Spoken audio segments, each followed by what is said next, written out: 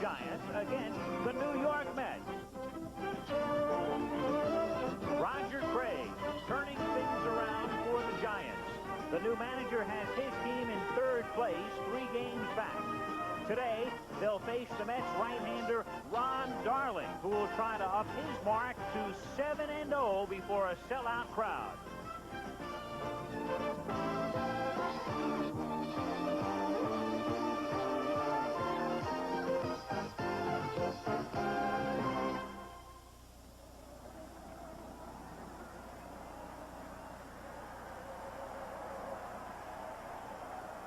It is Cap Day at Shea Stadium in New York. Every seat has been sold, so they should have an excess of 50,000 on a very hot and very humid day with a temperature approaching 90 degrees and the threat of rain later on. But the crowd has gathered to watch the Giants and Mets wrap up a 3-game series.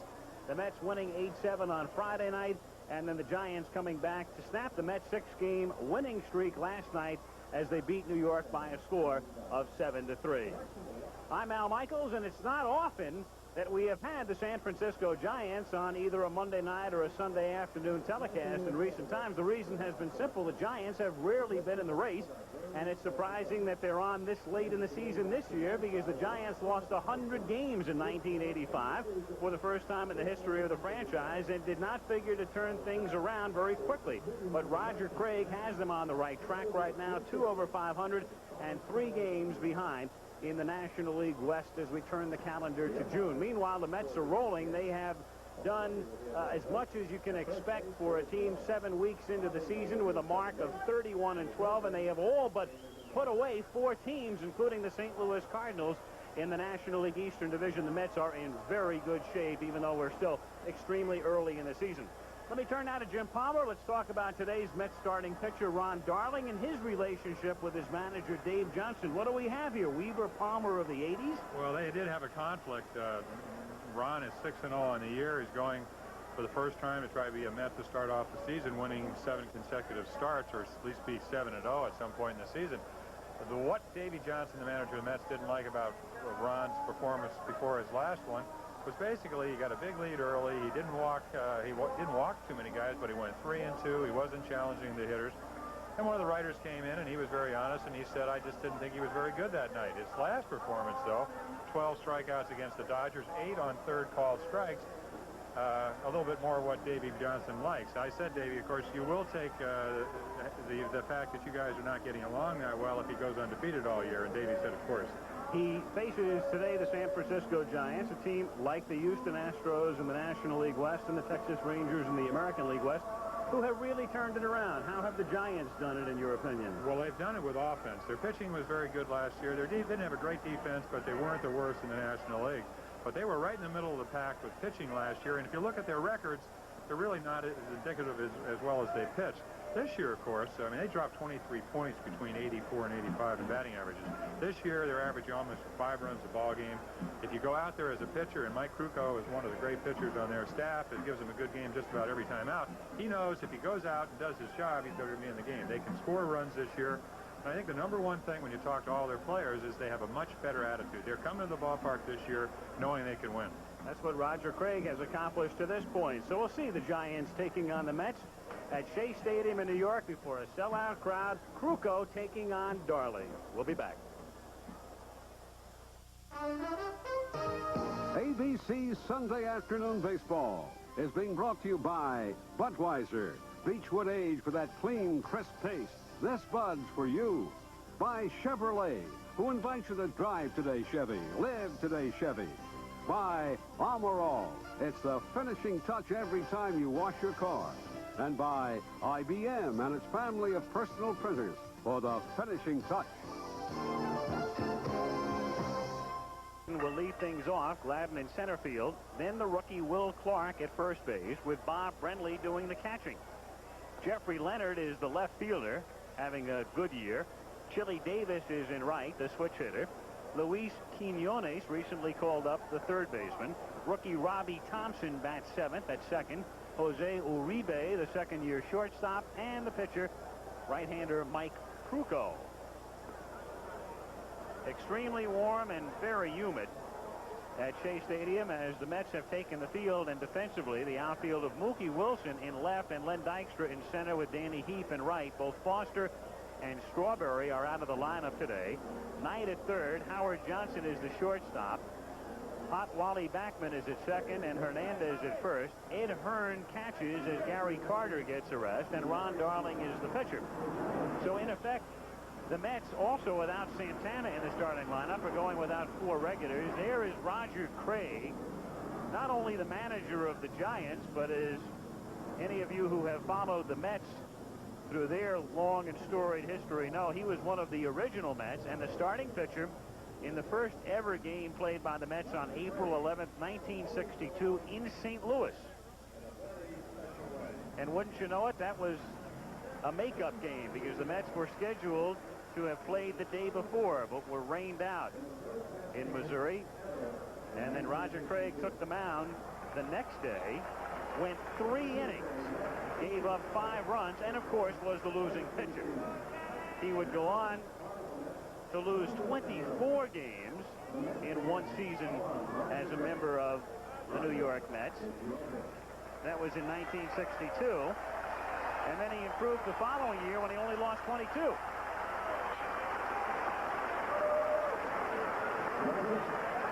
He was a good pitcher on a bad ball club because he had some fine years with the Dodgers prior to his stint with the Mets. So Craig throwing out a ceremonial first pitch today, this year marking the 25th anniversary of the New York Mets, and a year in which the Mets hope they'll wind up in the World Series, and they are certainly on their way to winding up in postseason play the way things have been going.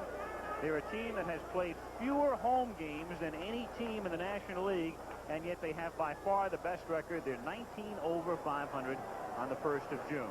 Dan Gladden is the batter, and we're underway. 0-1 the count with Clark and Brenly on deck. Gladden with good speed and hitting .318 on the road. Darling unbeaten. And a good hits to innings pitched ratio right there. That's the one thing that you have to deal with, and you're talking about Ron Darling. He occasionally has some wildness problems. But an excellent fastball, well in the 90 miles per hour, a big, slow, sweeping curveball. And really the pitch, I think, is make the difference for him. And you go back and you talk to the people that watched the last game, which was quite a 12 strikeout effort. The split finger fastball. In fact, the opposing manager, Roger Craig, has not only taught it to most pitchers in the league, but helped Ron Darling with it, has been one of his most effective pitchers. Crowd wants a strikeout, and instead they get a base hit off the bat of Gladden on an 0-2 pitch. So Gladden is on. Gladden has speed, but his success rate is not very good. He has 9 steals, but he's been caught 7 times. Well, 0-2. Darling tries to make a good pitch with his fastball away. Gladden doing what he does best, something he didn't do last year when he slumped. 350 his first year, went right with it. Type of pitch, if you try to pull, you hit a 3-hopper shortstop. Pitcher with good velocity, just go with him. Hit the ball right on the nose, right by the diving Wally Backman. Here's Clark. Gladden goes, and it's grounded to second, and Backman has only 1 play, so they stay out of the force. Ball probably hit too slowly for a double play to begin with, and at least are able to get the runner to second base as Gladden is there with 1 out. Well, it looks like almost it definitely is a hit and run.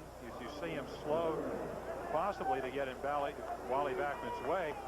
But this is something that Roger Craig has done. We talked about the lack of offense last year, finishing last in the National League, not only in batting averages, but in runs scored. This year, they call it kind of like the Roadrunner team, where not only do they have some guys like Bob Bremley, who we see right here, that can hit the ball out of the ballpark, along with Chili Davis and Chris Brown, who is not playing today, but they are a very aggressive team, hitting and running, trying to move the runners along. Right there, what they attempted to do with that hit and run is to hope that Backman would be covering on the play and he would vacate the hole and you possibly have a first and third situation. So Roger Craig watching as Gladden is at second base and 1 out, and it's 0-1 on the versatile Brenly.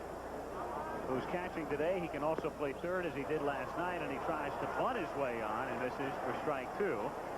And he can also play first. Jim mentioning that Chris Brown, the third baseman, who's off to a very hot start, is again out of the lineup. He has missed this whole series with a hamstring or a groin pull, actually, and the Giants are hopeful that he'll be back in the lineup on Tuesday. As the Shea crowds are prone to do with 2 strikes, the rhythmic hand clapping starts in hopeful anticipation of a strikeout. Grounded to short. Gladden started toward third, has to slide back into second as Brentley is thrown out by Johnson. So 2 down. Howard Johnson spelling Santana at short today. Foster out of the lineup against the right-hander. Strawberry bothered by a thumb injury, and Carter gets a day off. So as we stated earlier, the Mets in effect without 4 regulars. Well, it's an interesting thing about the split-fingered fastball.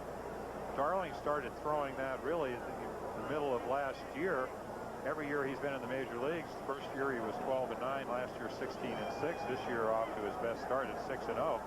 What the split finger fastball makes it difficult for the hitter to pick up is because it's like a fork. It acts a lot like a forkball, where it has a kind of a rotation that makes it drop, but you don't pick up the rotation. That's the difference between the forkball and the split finger fastball.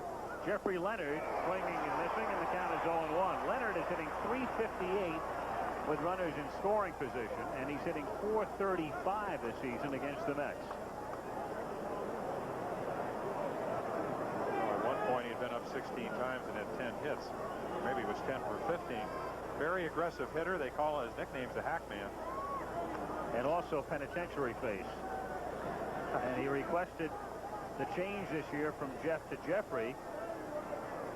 And that provoked somebody to say, does he want it now changed to correctional facility face? Outside, and the count 1-1. In any event, Roger Craig's been wearing a happy face every time Leonard stands in. It's funny how hitters, and this is a perfect example how the hitter, as he matures, becomes stronger. Great size, around 6'3", 200 pounds, a kind of a Don Baylor type of build. You know, when I played with Don in Baltimore, everybody said he had the ideal build for baseball. Break up double plays, could hit the ball with power. Played a whole season in the Astrodome, which is a much bigger ballpark. A little bit smaller now, but they moved the fences in. Hit .290, 47 RBIs without any home runs. Now you'd consider him a home run hitter. Somewhere hits right around 19, 20, 21 home runs a year. And maybe the key man offensively for the Giants. Well, again, we go back to talking how a team can go from hitting .266 to .233 in 1 year, or .265 to .233. And I said, is it the presence that you felt that Jack Clark gave to your lineup? And then he was, of course, in San Francisco. In the air to right field, and backing up is Heath, and he drops the ball. He had gotten there, and the Giants take the lead as Gladden comes in to score. Danny Heath fading on it and got there, and should be charged with an error, as Leonard winds up at second, and San Francisco leads 1-0. Well, the ball off the bat, if you're playing left and right, and Heath usually plays left, you react differently. This ball slices away from him, does not have the speed of a Darryl Strawberry. Looks like he's fighting his son a little bit, hits him right, kind of in the heel of the glove instead of the pocket. And that's the difference between him making the play or not. It's one of those plays where, again, defense is so much part of pitching. He makes the play, the inning's over, you get a chance to bat. As it is, 1 run in with a potential another run on second base. Billy Davis takes outside for a ball, and the count is 1-0. Davis loves to hit against the Mets in particular, loves to hit against Dwight Gooden, whom the Giants avoided in this series. Chile batting .579 this season. He's 11 for 19 against New York pitching. And the count 2 balls and no strikes. Heath looked like he was fighting the sun a bit, as you say, Jim. And but also it's the ball, it's a very hazy sky today. The difference if a right-hander hits a ball and you're playing left field, and usually Danny Heath plays and has been platooning with George Foster, with Strawberry in right and either Dykstra or Wilson in center.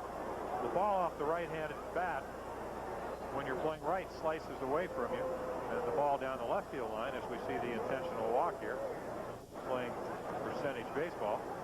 will hook the other way. So it's a little bit difficult to go from one field to the other, but the ball should have been caught. Davy Johnson, who doesn't issue very many intentional walks, does so here, and in a pretty obvious situation when you think about it.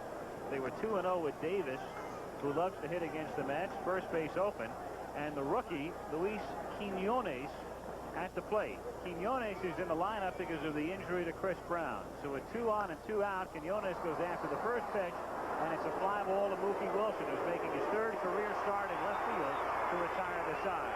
An unearned run ahead, each error, and 2 left after a half. It's the Giants 1 and the Mets coming up. Field, and then Wally Backman hitting .349 at second.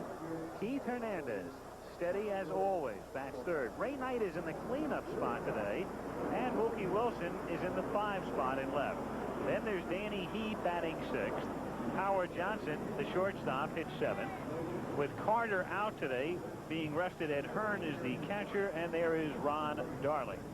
The Giants on top, 1-0, going to the bottom of the 1st inning. The outfield of Leonard, Gladden, and Davis. Then the very young infield of Quiñones, Uribe, Thompson, and Clark, with Brenly catching, and the veteran Krukow on the mound. Now the Giants have had trouble in the 1st inning of late when they've been out in the field. In their last 10 games, the Giants have yielded 21 first-inning runs, better than 2 a game, and the Mets have scored 44 runs in their 43 games in the 1st inning, and that's tops in the majors. The pitch is strike and the count 0-1. So let's see about Krukow and trying to protect the 1-0 lead in the 1st inning.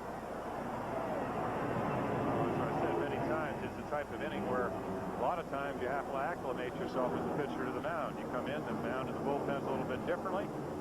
I always had a philosophy that I wanted to go with what my strengths were, not only in the 1st inning, but most of the ball game. Dykstra hits it near the trademark, but it hangs for the right fielder Davis, and there's 1 away. 1 gone in the 1st inning, and Backman is the batter, and you saw Ron Darling getting fouled off, and it's that kind of day. Darling getting fouled off after a half inning.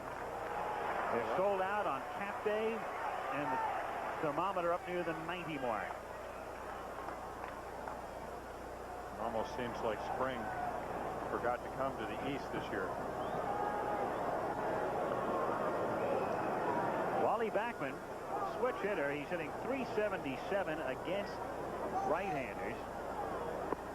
And he takes a strike, and he very rarely now faces left-handed pitching, especially since they picked up Tim Tuffle in the offseason. Tuffle playing on almost every occasion when the Mets face a left-handed pitcher.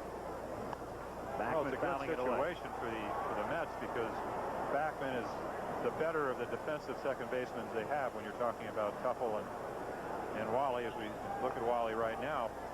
So even when he does not play against left-handers, a lot of times you will see him in the ballgame late for defense. Turns a double play very well. A typical player that gets most out of his ability. If you talk to the batting coach, Bill Robinson, when he hits a fly ball, normally they catch it because most of his fly balls stay in the ballpark. They like to have him hit the ball on the ground. That and line drives. Makes him a much better effective hitter.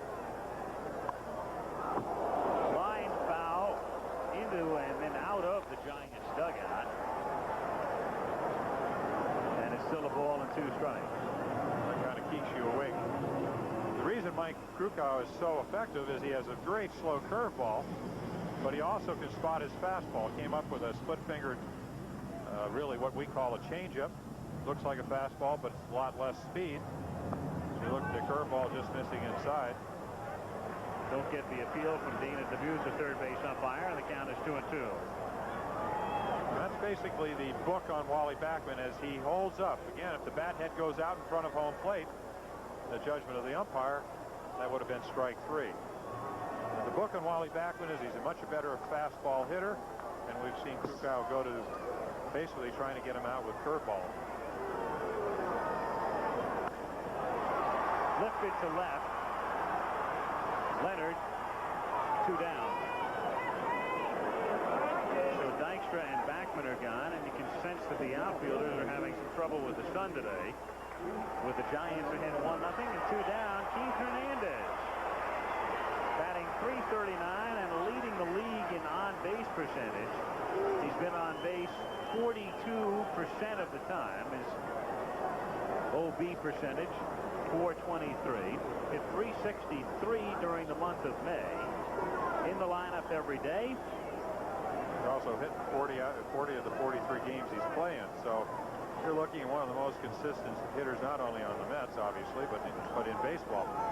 We talked about this 2 weekends ago, and we were out playing the Dodgers in Los Angeles. And I think the reason that you're able to hit over 300 consistently is that every bat is taken totally seriously. There isn't that loss of concentration.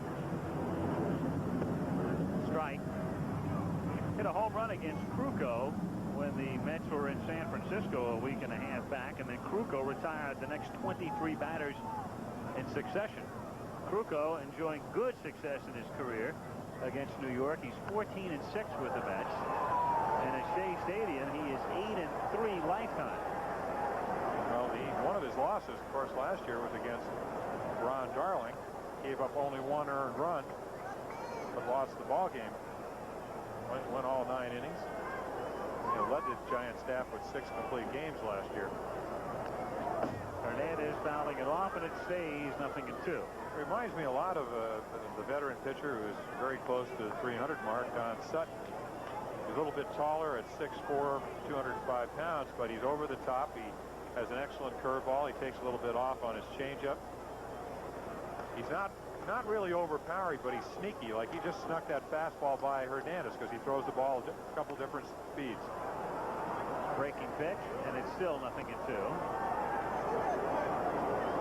Really, Al, the key for him to be effective is that big curveball we just saw. When he gets that over, the hitters cannot sit on the fastball. When he's not getting that over, the counts are constantly 1-0, 2-0, 3-1. He better make awfully good pitches with his fastball or he's going to be in trouble. Krukow checking out a departing DC-10. Shea Stadium located about a mile from the runway at LaGuardia Airport, and it's a common sound here. But that's not a common sight. Hernandez striking out on a breaking pitch, low and in. So Krukow sets them down in order, and at the end of 1-0 Giants. We ask America about the relationship between Davey Johnson and his pitcher, Ron Darling. Here's the assessment of the Mets manager. Well, Ronnie and I have a good relationship. It's not a Palmer or Weaver feud. He's an outstanding pitcher. Sometimes I voice a little displeasure at the fact that he nibbles too much or gets behind hitters, but when he goes after the hitters and gets everything over, he's just outstanding.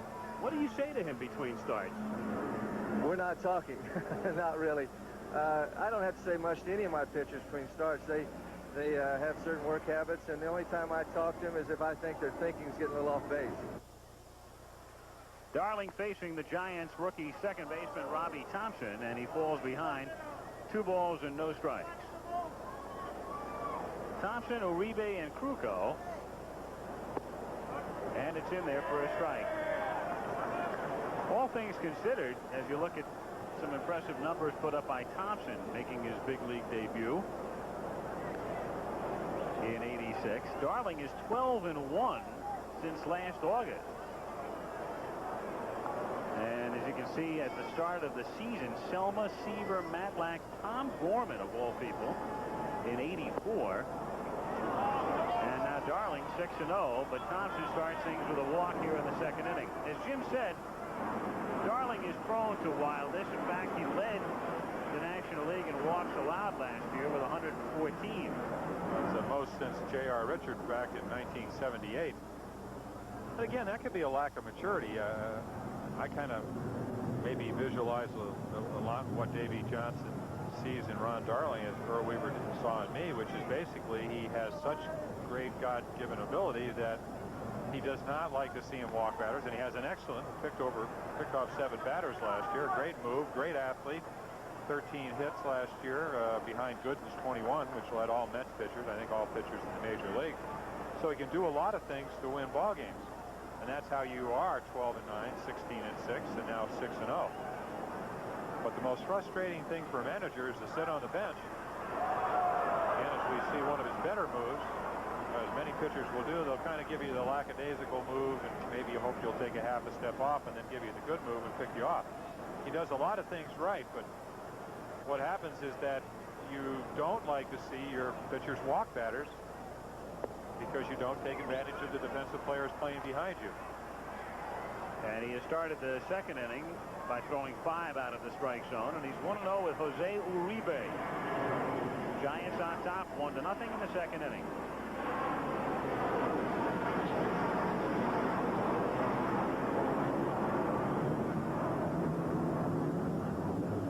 In there, Uribe, the 26-year-old Dominican shortstop, who came up with the Cardinals and then went to San Francisco in the Jack Clark trade. Playing on an everyday basis last year, hit .237. This year at .260, and he's been relatively productive in the 8th spot as Darling again fires to first. Uribe has 20 runs batted in, and is tied for third on the club, behind Davis and Leonard, the two men you expect to drive in runs. Well, when you talk about Jose, you're talking about a contact hitter, which is what they want him to do, get the bat on the ball. And in this situation, Thompson, who stole 28 bases at the AA level last year, can run.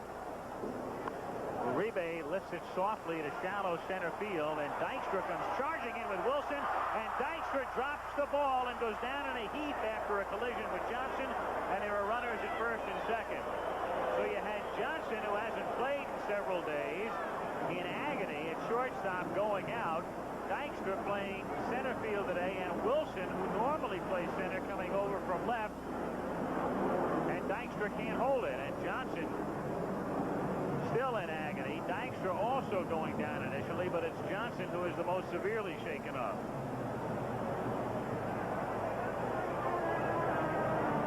A soft fly ball to center field. Dykstra playing relatively deep and not really reading it that well. Got a late start, and then Wilson came over on the angle with Johnson going all the way out, knowing that Dykstra had a long way to go. Exactly, and that's what complicates this play. Not Howard Johnson or Dykstra or even Wilson know whether they can catch this ball, so they're going full tilt right there. Dykstra realizes he can catch it, but it's too late for Johnson to get out of the way.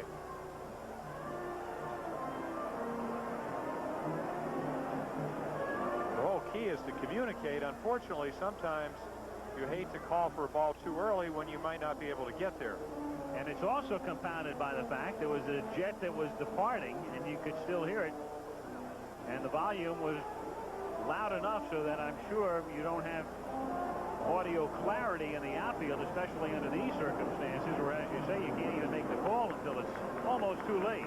The nature of that play is the infielder goes back, anticipating trying to make the play until he's called off by the outfielder. But because of the shortness and difficulty of that particular catch, I'm sure Lenny Dykstra wasn't able to really ascertain whether he's going to get to the ball or not. And in retrospect, when you look at the replay, he got there in plenty of time, but not in time to see Howard Johnson, who's shaking off, looks like a bruised wrist, not to mention maybe a thigh or whatever, giving him a chance to get out of the way.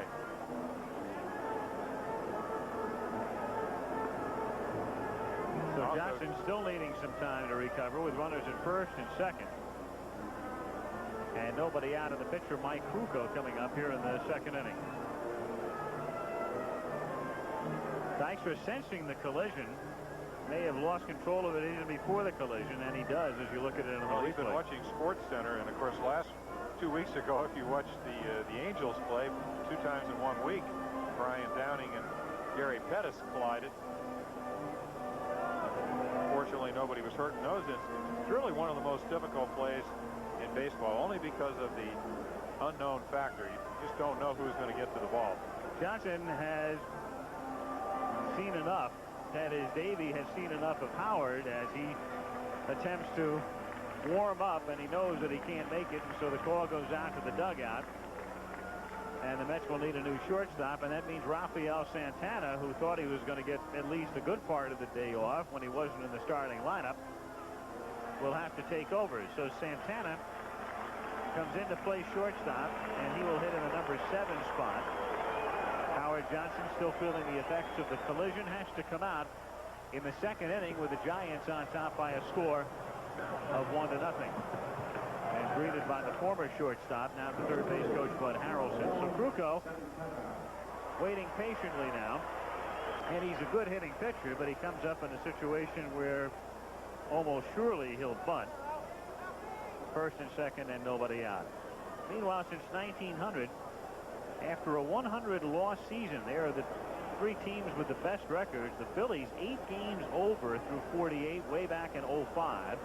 The Cubs then in 63, and now the Giants at 25-23, coming off a year in which, for the first time in the history of the franchise, they reached triple figures in losses.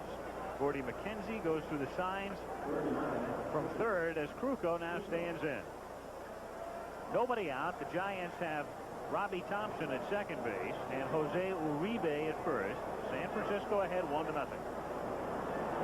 He's had a pretty good hitter, even though he will be bunting. And a good bunt, and Darling can't handle it, and the bases are loaded. Well, again, this is a play of communication. Initially, you have to call whether you think they're going to make the play or not. I would assume that Ron Darling said, I have it, I have it. The ball is bunted extremely hard. And you see Ray Knight take that one step in and then one back, and Darling just doesn't get to the ball. Uribe's fly ball was scored a base hit, but that is scored an error. An error is charged to Darling, the Mets second, and so Thompson is at third. Uribe is now at second. And Krukow at first, with nobody out on the top of the order. Dan Gladden at the plate. Gladden singled on an 0-2 pitch in the first inning. That's infield at double play depth. And now Knight comes up to the edge of the grass at third. Outside, ball one.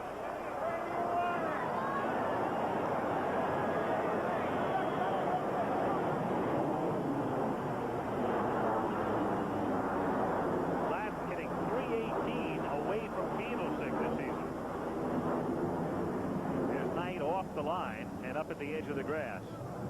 Well-built, compact hitter. Came up 2 years ago, hit over 350. The last part of the season last year started off very well, played very well in September and October, but struggled in between. And I was talking to Jose Morales, who is the new batting coach, and he said the one thing he has a tendency of doing is overswinging. He's a little guy, should be a contact hitter, should take the walks. That's what they want from the leadoff batter. Yet sometimes he goes up there swinging for home runs. Darling misses away in the count, 2 balls and 1 strike. Of course, so Stottlemyre in the foreground and Johnson in the rear, looking on with some concern here in the second inning. Well, they're concerned because you're looking at a big inning, and it's similar to what happened last night. Bob Ojeda, in one of his few poor outings of the year, had the Mets out of the ball game very early in the game, and certainly don't want to see that happen again. Give him a run here, but try to get out of the inning with maybe only 1 run scored. Now he's 3-1. Bases loaded and nobody out in the second inning. The Giants with a chance to break it open early. Lead 1-0. This is a perfect example of knowing the abilities of your players. A lot of managers might say, well, let's let him take the bat out of his hand, because he might swing at a ball. 3-1, he reaches out and fouls it off, and it's 3-2. But if you know your player and he's willing to take a walk, you really set up a big inning.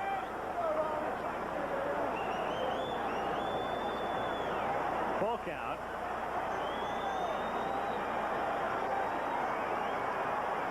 Crowd wishful of a strikeout, and that's not a bad idea for Darling right here if he can get one. Instead, it's grounded sharply by Santana for a base hit. Thompson scores. Uribe scores. Krukow stops at second, and San Francisco leads 3-0 in the second inning as Gladden is 2 for 2.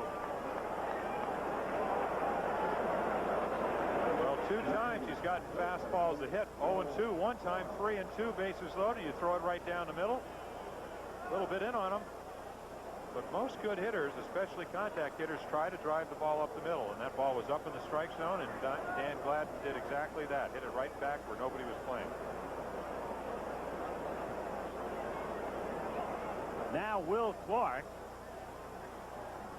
who was the top college player in the United States in 1985, a great collegiate career at Mississippi State, a 1984 Olympian, and a good-looking rookie with a very sweet swing, taking low, ball one. But he's been slumping.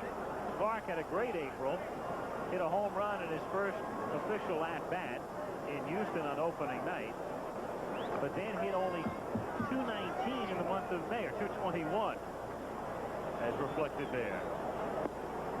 Inside, 2-0 the count.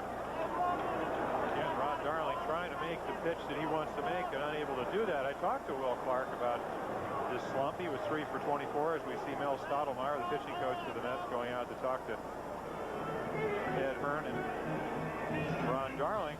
And Will said the one thing great about Roger Craig is that he doesn't overreact. If you're 3 for 24, he said, hey, how about a couple of days off? Maybe you can kind of get your mind straightened out as we look at Roger there. You know, there's no reason to panic. You're not out of the lineup for anything more than a rest. And he said he came back and he's had 3 hits in the last couple of days. So it's nice to have a good young player like Will Clark, but it's also nice to have a manager that's going to be patient. The kind of manager you need with a young ball club. Darling misses away, and now he is 3-0 on Clark with Brentley on deck. Giants ahead 3-0 in the second inning. Been a pretty inauspicious beginning for the Mets today. 2 errors, and they've already lost Johnson. Howard, that is. Strike. 3-1. Of course, Davy Johnson, as the manager of the Mets, has been trying to really make a lot of changes. The reason I'm sure Howard Johnson was playing shortstop, hits better from the left side. Krukow is... It's hit in the air to left field, and Mookie Wilson is there to make the catch, and the runners hold. So Krukow is at second, and Gladden is still at first, as Clark becomes the first out of the inning, and Bob Brentley will be the hitter. Anyway, as I was saying, Davey trying to get the left-handed hitter in there, even though Howard Johnson has not been playing a lot of shortstop. He has done it on occasion. Santana not hitting that well. You figure you'll get Howard Johnson in there. Krukow, a tough pitcher. Maybe you get some extra runs. And then you have an injury. And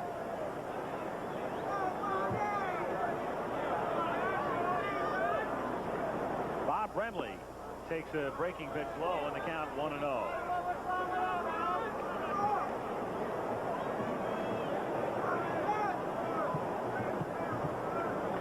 Came up with a great 1984 season, was on the All-Star team, hit over 20 home runs.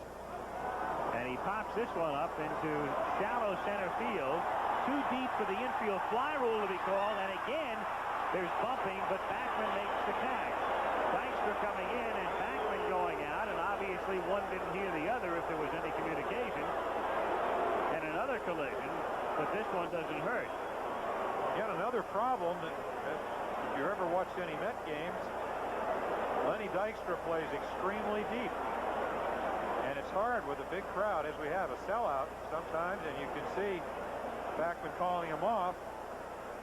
I'm not sure if Dykstra really yelled. I know he put his hand up, but Backman is going after the ball. So the real way to communicate, again, is to just scream at the top of your lungs, I got it, I got it, I got it. That was a lot better than raising your hand as if you're making a fair catch. There's no way that the second baseman can see that. Now Leonard, who reached on an error by Heath, producing a Giants run in the first, goes after a high fastball, and the count is 0-1. Again, Dykstra with a long way to run. You see the fair catch. Hand go up, which really does not have much to do with baseball. Backman, no doubt, does not hear him.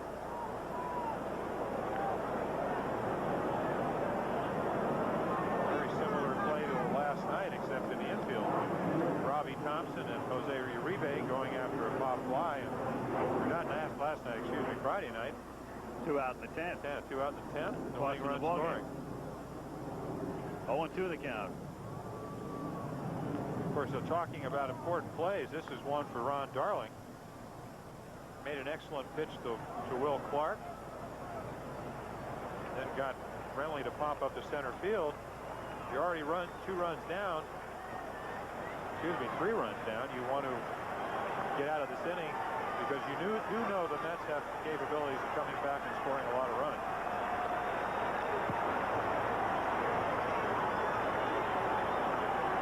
To the count, 2 on, 2 out, 3-0. The Giants on top in the second inning.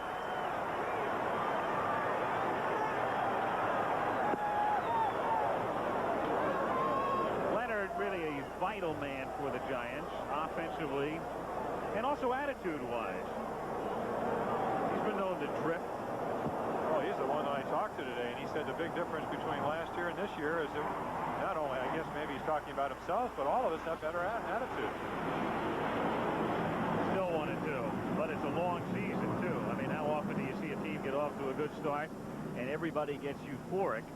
And, I mean, look at the Cleveland Indians. I mean, it's a great story. They get off to a terrific start, have a long winning streak, come home, win a dramatic game, and then all of a sudden, you kind of have come back to real life.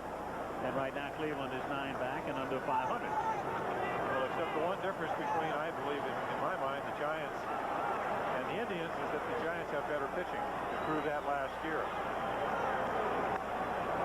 Line to right field, but right is deep. And so Leonard makes solid contact, but to no avail. And in the inning, the Giants get a couple. At the end of an inning and a half, 3-0 San Francisco. Giants lead the Mets 3-0. Here's Roger Craig talking about the Giants' play through April and May. Well, I've been very pleased. People ask me, what is it, the offense or defense or the pitching? But really, it's the attitude. And people say attitude does not win ball games. I disagree with them. We've got a great attitude on the ball club. We lost a real tough game Friday night. We came back yesterday and played a real good ball game and won, broke our losing streak. But, you know, I think as a manager or coach, if you can bring get your players who want to come to the ballpark and give you 100% for 3 hours, then you're doing your job. And that's what these guys are doing. They never give up. They believe they can beat anybody.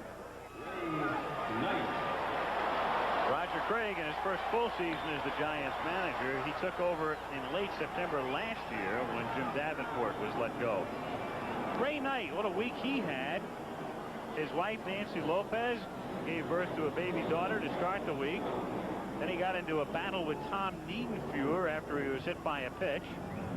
And then picked up his 1,000th career hit. So Knight starts the second inning by looking at a strike, 0-1.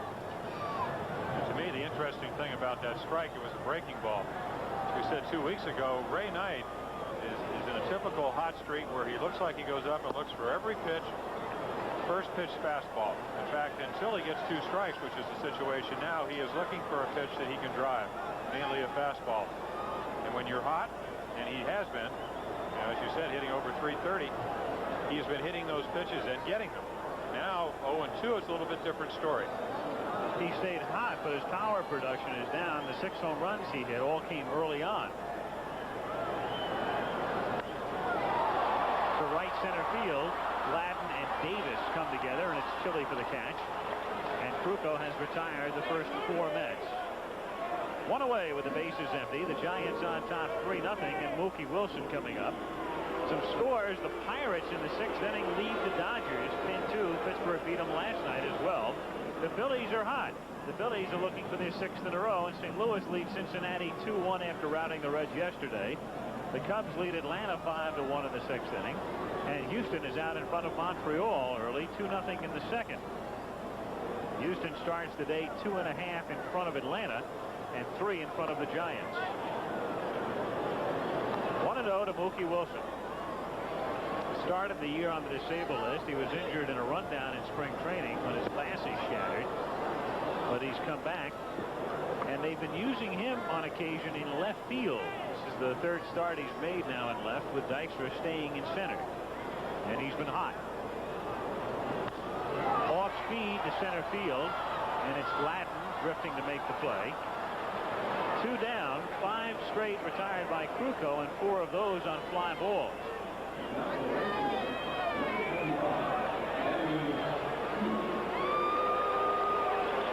Danny Heath, when asked to fill in for Strawberry last year when Darrell was hurt, early on, did a good job. He's the kind of player that can do it for you for a while, but has really never been able to do it on a sustaining or a regular basis, but still a valuable man to have on a team. Well, excellent pinch hitter. Has on numerous occasions hit a lot of pinch hit home runs for the Mets. Yeah, I think it was one of the problems last year when Strawberry was out, that instead of having Heap on the bench to use him in late situations, which come up so much in the National League, he was unavailable, mainly because he's been in the game the entire day or night. As we look at Darryl Strawberry, not the same thumb that he hurt last year. And Gary Carter also in the picture. It's popped up again, this time in foul territory, and it's Brenly making the catch. So Kruko starts by retiring the first 6, and 5 of those have hit the ball in the air. And we'll go to the third with the Giants squeezing the Mets 3-0. And the New York Yankees. For Boston battles Milwaukee next week on ABC Sports. Chili Davis is an interesting case. We talked about how well he hits Mets pitching, yet he is 2 for 18 lifetime against Ron Darling. That's just 111. However, when it comes to a couple of other Mets, he destroys them. He's hitting .571 against Orozco, and he's 9 for 16 against Gooden. And it's Chili who had that great quote when asked about Gooden and his success against him. He said, "He ain't God, man." So some nights he's close. Yes, very close. And there is Dwight Gooden, coming off a victory over the Dodgers last week as the Mets swept L.A. An off game, he only struck out 10. It was interesting about the panic situation, if you read the papers about Dwight Gooden. He did get knocked around by the Giants out in San Francisco, which is his only bad outing of the year. He was let down by his defense in Los Angeles. Most likely should be about 9-1 on the year, an ERA under 2, and they're wondering what's wrong with Dwight Gooden. Well, Davis, not particularly sartorially splendid at this point, behind to the count 0-2, and swings late at a fastball, and down he goes. So Davis continues to have his troubles with Ron Darling. Now 2 for 19 lifetime against him. Well, it looks like he just kind of throws him it looks, I don't know, almost a split finger or just a fastball that runs away. You can see where Hearn catches the ball right on the outside part of the plate. One of the most important things about a good fastball, not only the velocity, but the movement. That ball ran right away from Chili Davis. Couldn't catch up with it. Luis Quiñones is the batter. Again, he's playing with the injury to Chris Brown, the regular third baseman. Quiñones had been in Phoenix. Called up on the 1st of May to provide backup help in the infield. Hernandez and Hearn are both there, and it's Keith screaming, "I have it," and he does.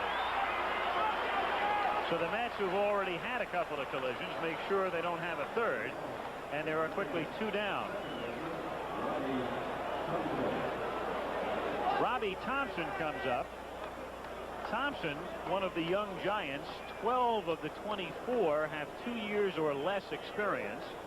And Thompson, in fact, made the jump from Double-A. He played at Shreveport last year and batted .261. And those who watch him play every day say he is a very smart player and a very mature player. And he had a better May than April, in contrast to the other heralded rookie, Clark. Strike, 1-1.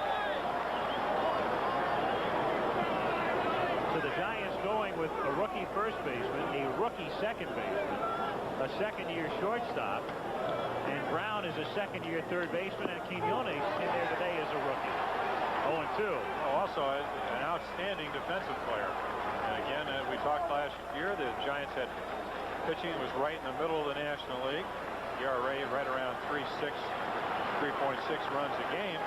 So if you improve your defense, you're usually going to improve your pitching. A fly ball to center field, and Dykstra is there as Darling settles down in the third after a shaky 2 innings. At the end of 2 1/2 before a packed house at Shea, it's still the Giants 3 and the Mets nothing. Hamburger places think it's a snack. Baseball is brought to you by Bud Light. Everything else is just a light.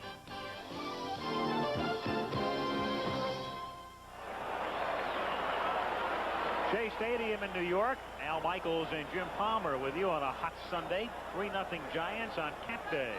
And Rafael Santana starts the bottom of the third by taking a strike. If you joined us late, Howard Johnson started at shortstop and was shaken up in a collision with Len Dykstra. A strained tendon in his forearm is the report, and he'll be x-rayed. Doesn't appear to be serious. And Santana, who was going to get most of the day off, winds up in the lineup. Little nubber to the right side, and Thompson drifts back and has the right angle. One away. The first 7 now set down by Krukow. We mentioned Mike's start against the Mets at Candlestick Park, in which he gave up a couple of first-inning runs on a home run by Keith Hernandez. But then he settled down, and he retired the next 23 in a row.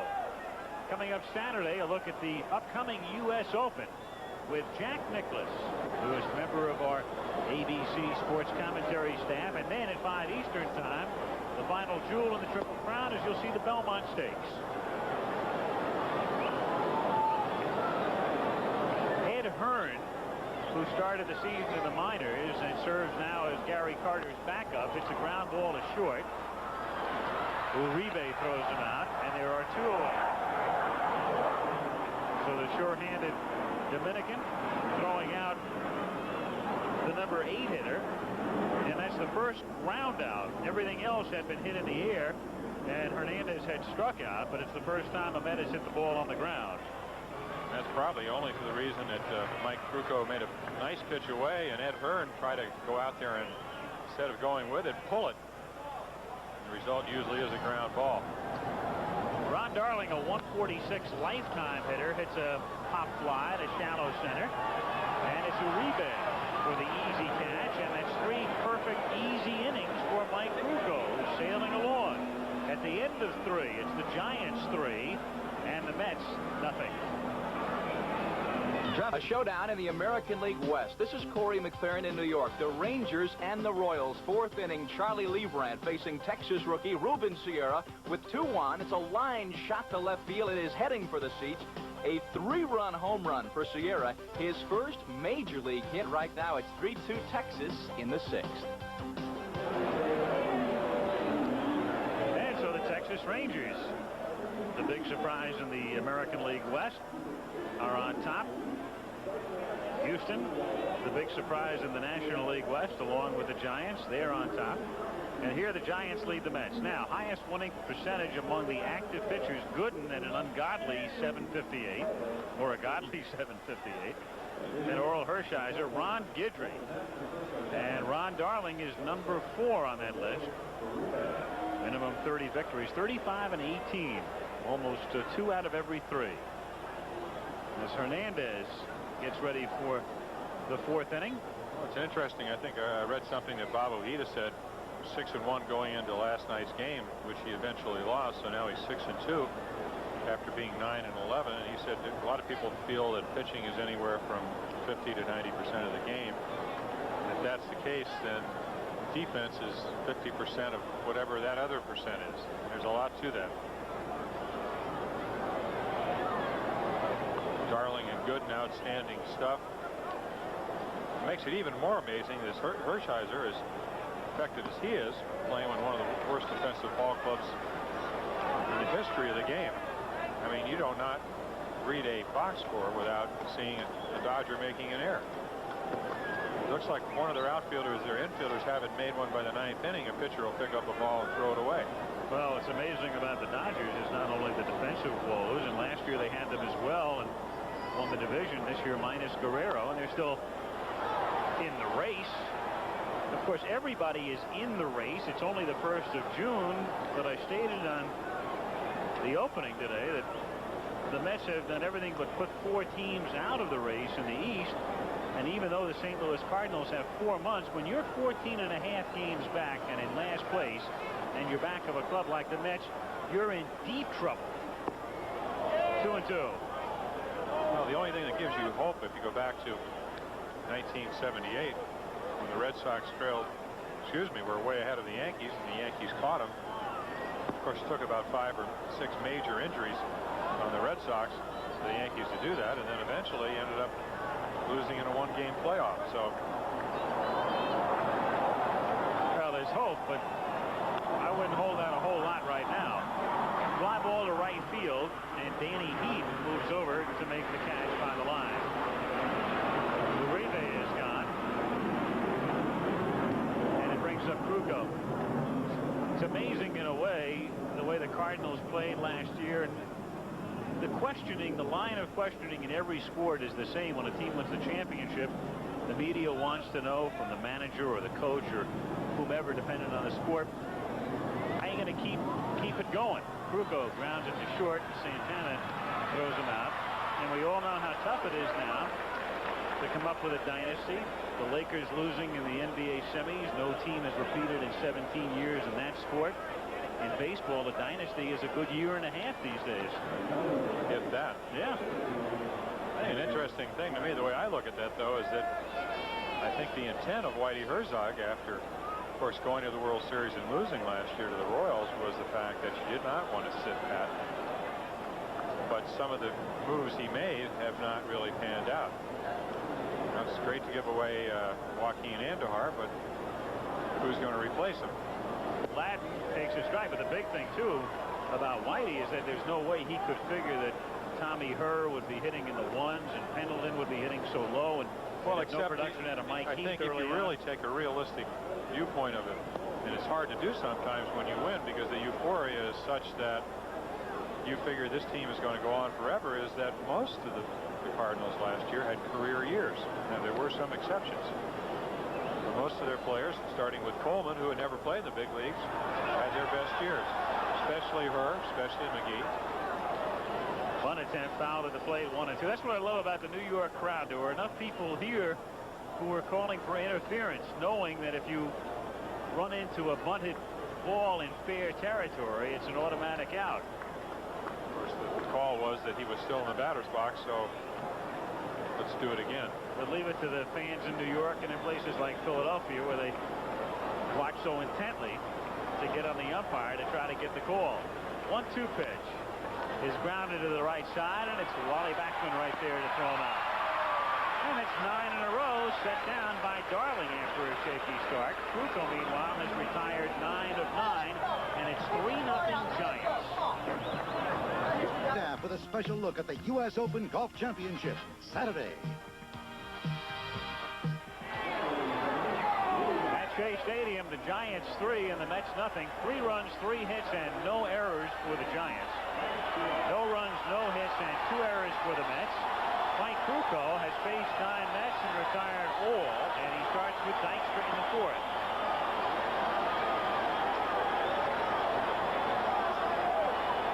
Kruko has now retired 32 consecutive Mets in his last 2 outings. We talked about he yielded a couple of runs in the first inning and then retired the next 23, which took him through 8 in a game in which the Giants had a big lead and his back started to stiffen. So he came out in that game at the end of 8, and now he has started by retiring the first 9 today. Well, what makes them so tough for the Mets is primarily they're a very good fastball hitting team, and he's got a great breaking ball. As you see, just missing with a changeup. So the key for him to be successful and what he's been able to do today is to get ahead of them and then go to the breaking ball. We've seen a lot of pop flies.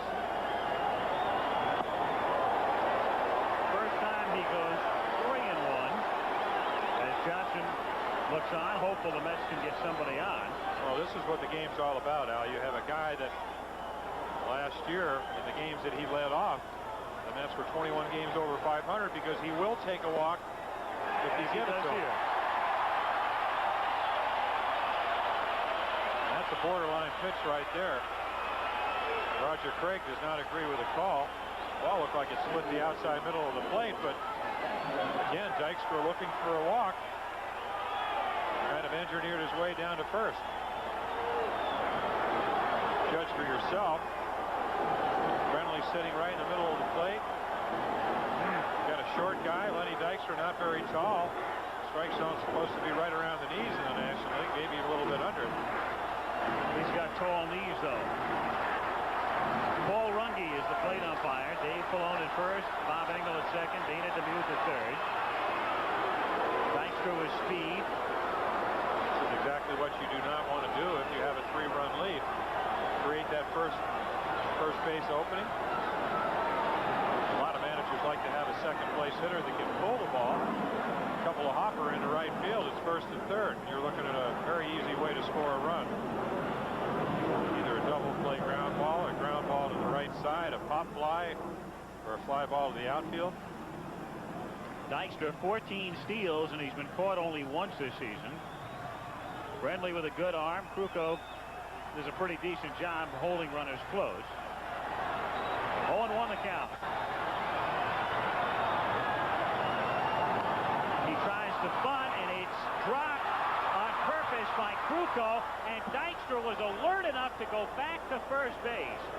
Krukow might have had a double play had he caught it and then threw to first base.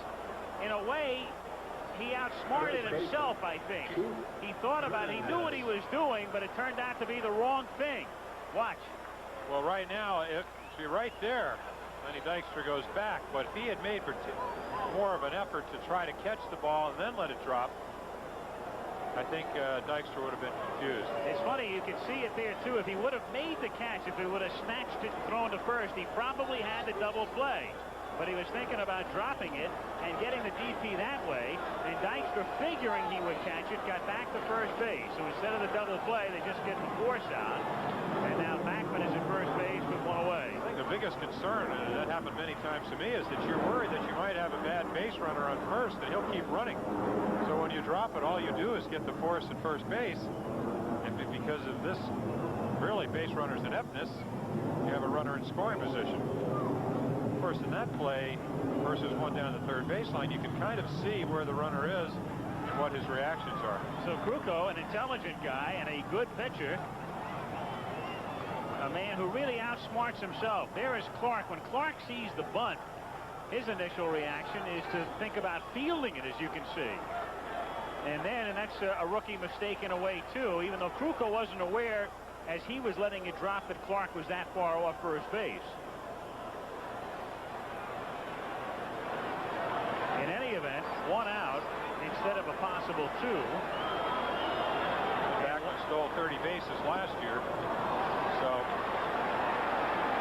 this is not the type of hitter to worry about a base runner. As much as Backman is capable of stealing second, Keith Hernandez is going up there to get a good pitch to hit. I don't think there's a better hitter in the National League that knows the strike zone.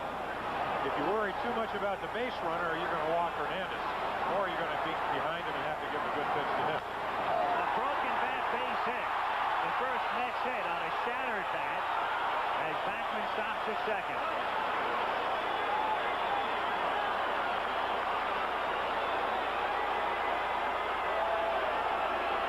Again, a 2-0 count, Al.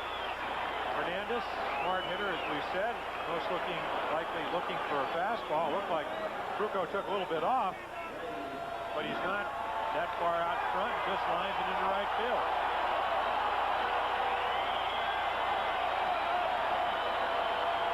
So the bat winds up with the firewood as a single by Hernandez tries to ignite a Mets rally here in the 4th inning. 3-0 San Francisco with Backman at second, Hernandez at first, and Ray Knight who flied out in the 2nd inning.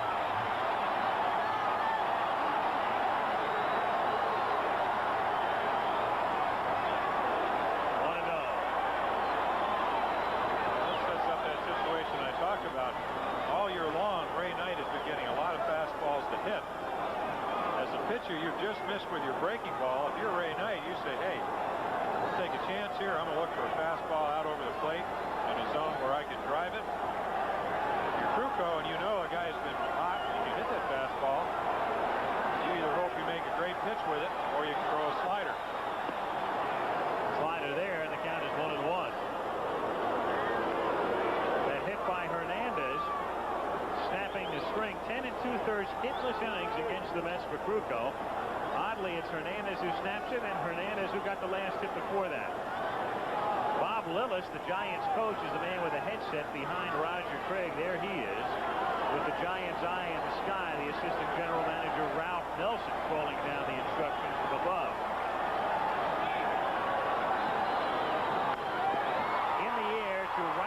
field.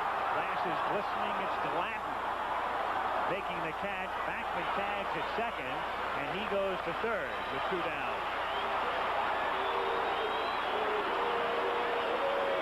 And the call goes up for Mookie. Mookie with first and third and 2 down.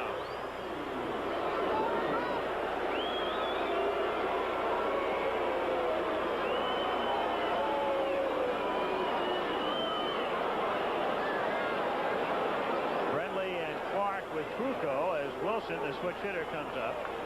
Mookie came in today hitting .355 left-handed and .167 right-handed.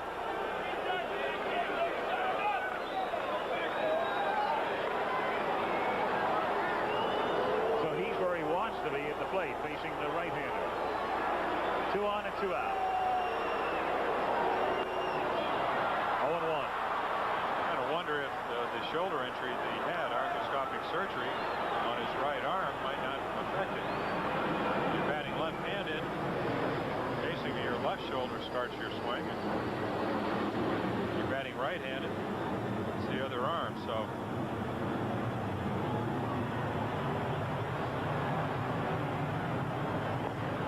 Jason, good pitch, ran him down and in at his feet, and it's 0-2. Again, that's a characteristic of Mookie Wilson. 18 walks and over 600 sometimes at bat one year. A very aggressive swinger. We'll see if Trucco once again tries to go out of the strike zone. Why throw a guy a strike when you don't have to? Good pitch, kept it in on him, and it's popped in the air to right field. The second baseman Thompson ice cream cones it. Davis looked like he was going to make the catch initially. I don't think he ever called, and then it was Thompson. Craig shakes his head, but the Giants escape as Thompson is able to handle the pop fly, and we'll go to the 5th with San Francisco still leading 3-0. And for the third leg of our Triple Crown coverage, live, it's the Belmont Stakes Saturday. This is Corey McFerrin in New York. The Expos and the National League West leading Astros at the Dome. Houston up 3-0 in the third. Glenn Davis with 1 man on crunches it deep to left field. It's a fair ball in the upper deck, makes it 5-0. It's now 5-1 Astros in the 5th. Here it's the Giants 3 and the Mets nothing, and Will Clark, the rookie first baseman, leading things off in the 5th inning. 1-0 the count. Clark, Brentley, and Leonard, the 2, 3, and 4 men in the Giants order against Ron Darling, who set down 9 straight. He joined us late. The Giants got a run on the first. Gladden singled, and then with 2 out, Leonard hit a fly ball to right. Danny Heap dropped it outside. In the 2nd inning, the Giants loaded the bases on a walk, a single by Uribe that Dykstra couldn't handle when he collided with Johnson. An error by Darling, and then a 2-run single by Gladden. But since then, 9 in a row retired by Darling, who gets this one in for a strike, and it's 3-1. Clark prone to striking out. He's been striking out more than once a game. 48 Ks in 45 games. 3-2. It's really kind of an illustration of the way he likes to hit the ball. I saw him in the '84 Olympics. Of course, he had a tee shot to right center on a low inside breaking ball, but he said he goes up there with the intent of really hitting the ball the other way. Occasionally somebody will hang a breaking ball and he'll get on top of it. In fact, his first at bat, a home run, was to center field off Ryan. That's ripped right back through the middle for a base hit. And it was interesting, the Mets defensing it that way, pulling him to hit toward left. So a signal for Clark. The Giants have their first hit since the 2nd inning.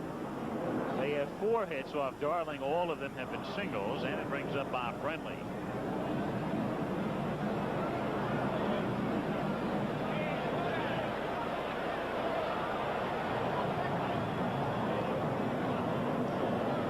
Brentley hitless in 2 trips today. Leads the league in walks with 34. And he hits a check swing, bouncer back to Darling, who goes to second, and that's all as Clark goes in hard to make sure Backman couldn't turn it over. Brentley gets fooled and bounces into a 1-4 force out with Leonard coming up. We talked about Ron Darling being really a great all-around athlete. He knows where he's going to make the play, just to turn, the throw. Nice slide by Clark. Totally eliminates the double play effort. But if you notice, Darling, you have to really be on balance when you make that throw. Worst thing that can happen is if you don't get one out. You want to make sure you get the lead runner. No use hurrying and not getting anybody. If you are already trailing 3-0 and puts you into a big inning situation, almost put your team out of the ball game. Jeff Leonard has hit 2 fly balls to right field. One was dropped by Heath, and the other was a line drive at him. Token throw. Friendly, not a threat to be going. Annual guy, Jeffrey Leonard, that normally strikes up out over 100 times a year. We said a very aggressive, hard swinger. Hit that ball twice. Chopped it foul at the plate, and then on the backswing hit it into the first row. 0-1.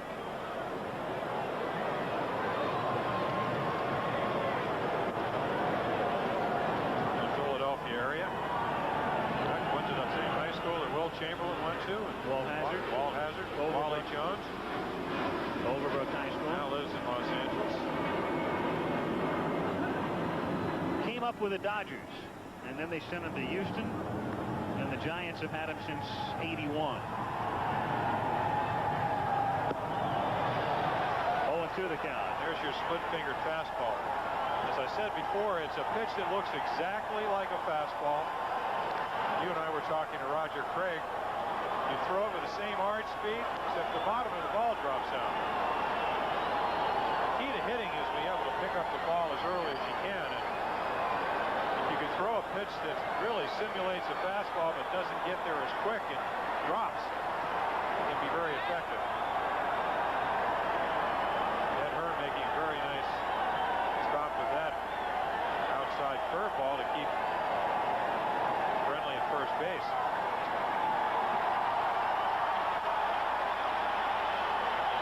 One ball, 2 strikes to count.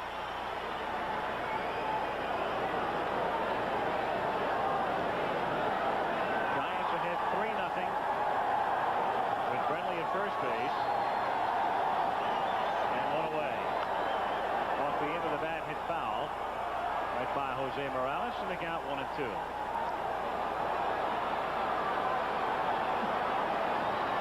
Fan. Interesting point, and I know you used to live in the San Francisco area. If you look at last year's record, they were 24-57 on the road.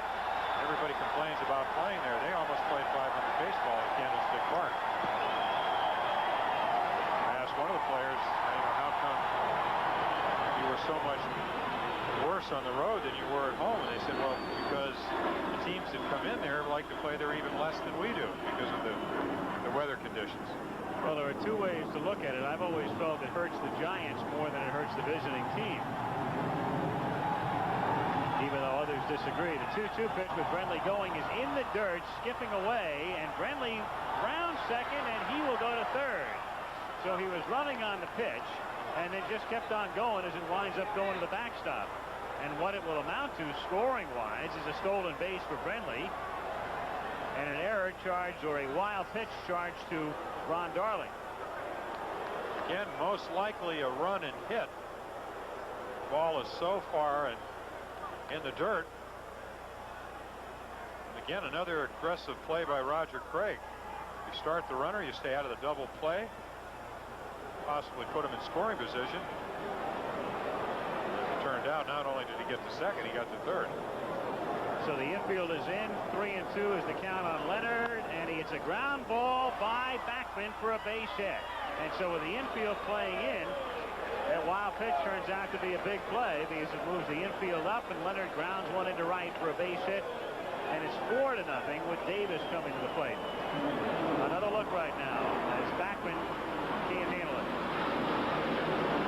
Well, again, as you said, you move up about 3 or 4 steps. It cuts down on your range. Jeff Leonard just took a fastball exactly where it was thrown. Darling, really, if you make that kind of pitch, you expect to get an out. But when you have your infield in, you have them out of the normal defensive positioning you'd like to have them in, and the ball goes into right field. Davis is at the plate. And with a runner going, it's fouled away. Just to finish up, we started to talk about Candlestick Park, and I said that I felt that it really hurt the Giants more than the visiting team, and I say that from the experience of having been the Giants announcer for 3 years and watching the attitudes of the teams and the visiting teams as well. The visiting team, especially if it was a relatively experienced team, would come in and at least know they'd be out of there in 2 or 3 days. The Giants, if they'd come home from a road trip, would have 12 or 14 games in front of them, and then you had a couple of real bad nights of cold weather and foggy weather and a lot of wind, and you'd say, oh my God, we've got to play in this for another week. And that would begin to wear on them. And so I'm one of those, and I think I'm in the majority of those who have seen a lot of games in Candlestick who feels it hurts the Giants more than the visiting team for that reason.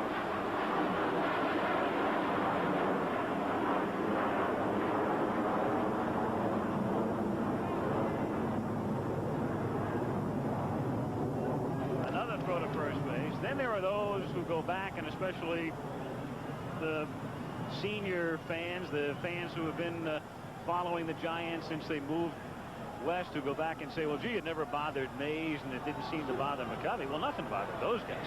They're extraordinary players. It was nice to see Willie in the Giant locker room today.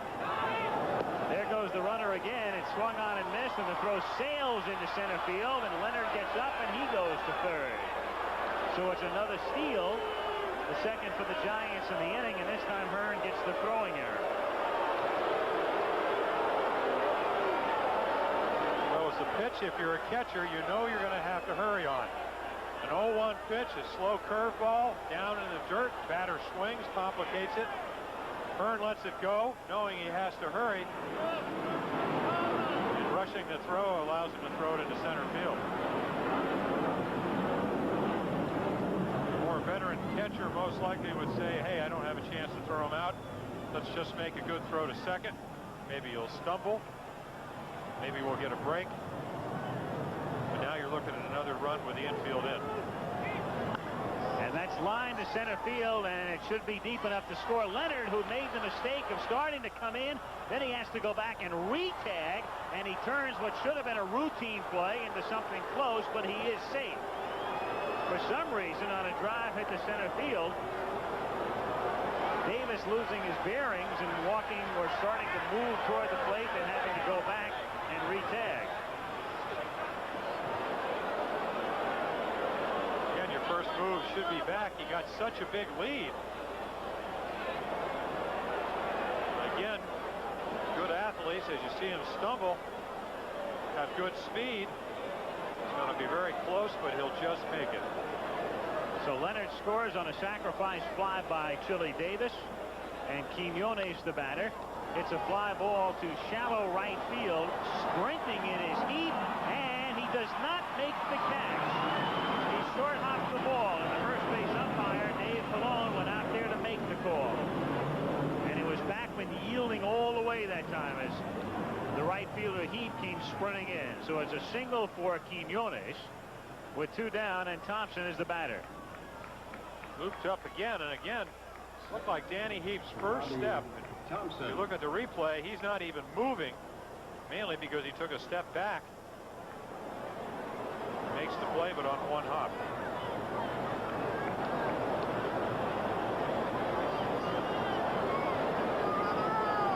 Robbie Thompson now with a score of 5-0. And Darling throwing softly over to first base. Thompson, of course, shocking Jesse Orozco with a 10th inning home run last night. Not known for his home run power. He had 7 in Double-A last year.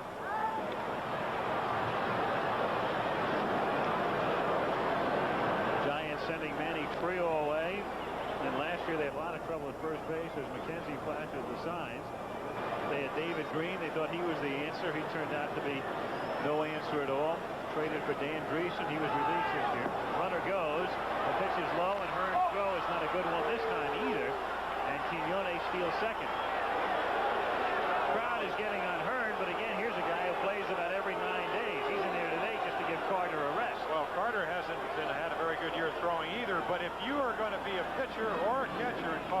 curveballs, and the ball obviously takes longer to get to home plate, you are not going to throw runners out. Popped up, and it's Knight there calling for it on the skin part, and that's the end of the inning. But another nightmarish one for the Mets as Gary Carter can only look. 5-0 Giants at the end of 4 1/2. Stadium in New York, the game was a sellout. No tickets were available on a walk-up basis. And about 50,000 with their brand new caps looking on, and it's about the only thing they've had to wave about today, is to show their wares, because the Mets have kept them pretty silent. And Mike Krukow has them pretty much glued to their seats as the Giants lead at 5-0. The Mets have only 1 hit through 4, and Danny Heath starts the 5th inning by taking low, ball 1. 1-0. Heath, Santana, and Hearn.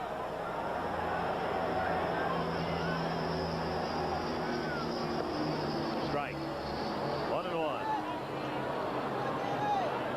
An example of how you can be successful. You start a hitter off with a changeup. He's most likely looking for a fastball, and you come back with a curveball and get it over. And followed with another changeup. What he's been able to do, as I said, 6'4", about 205 pounds. He has a kind of sneaky delivery, a lot of leverage, hides the ball well. As I said, reminds me a lot of Don Sutton. Has a good tight breaking ball, change up to look for, and then a sneaky fastball. Major speeds again, and the count 2-2. And if you're ahead of the hitter, I mean, if you're ahead of the hitters, even though the National League is most likely more of a low ball league, you can pitch up because they swing at balls. Sharply down to Thompson, and the rookie throws him out. 1 away here in the 5th inning. 1 out. Bases empty. Santana the batter. Excuse me. Oh, kind of an interesting comment in this last week. The Cardinals, Jim DeShays of the Houston, apparently struck out 10 batters. The next night, Mike Scott did the same. 11, and Whitey Herzog was saying Shays throwing only about 80 miles per hour, 79 on the gun, had us swinging at pitches all over our head all night. You can get ahead of the hitters and then throw pitches that are close enough to the strike zone with good stuff on them. You're going to be very effective, and that's what Mike Krukow has done today. Into center field for a base hit. Santana sort of guiding that ball right back to the Well, he did. It was a breaking ball up in the count, and Krukow does not fall off to his left. You see right there, he catches that ball. Not hit particularly hard. Kind of shift him around to right field. Uribe almost is the type of, and Santana's almost the type of the player that you would shift him up the middle. Doesn't pull the ball very much. Snaps an 0 for 14 scheme for Rafael Santana. Hearn is at the plate, and he takes inside, ball 1. Darling is due up next, but George Foster has come out on deck to hit for him. 5-0 Giants. 1 out, bottom of the 5th inning. Rafael Santana, the runner at first.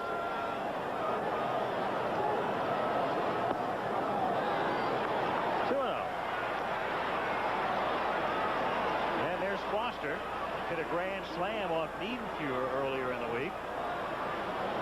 Hitting for power of late. Another solo home run, I think, Wednesday night, I believe.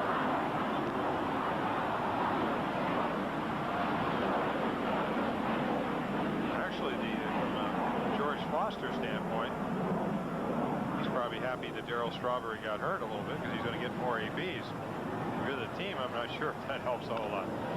In the air to right center field, but Chili Davis backs up and makes the catch near the edge of the track as Santana retreats to first base. So 2 down. And George Foster coming up to hit for Ron Darling.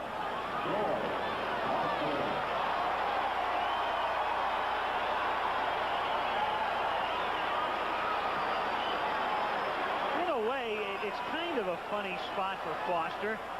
And in fact, I thought that Johnson, after Hearn had flied out, might pull George back. A 3-run homer would be real big at this point. A 2-run homer would be kind of big. It sort of gets you back in the game. But what you're really doing here is you're getting rid of Foster.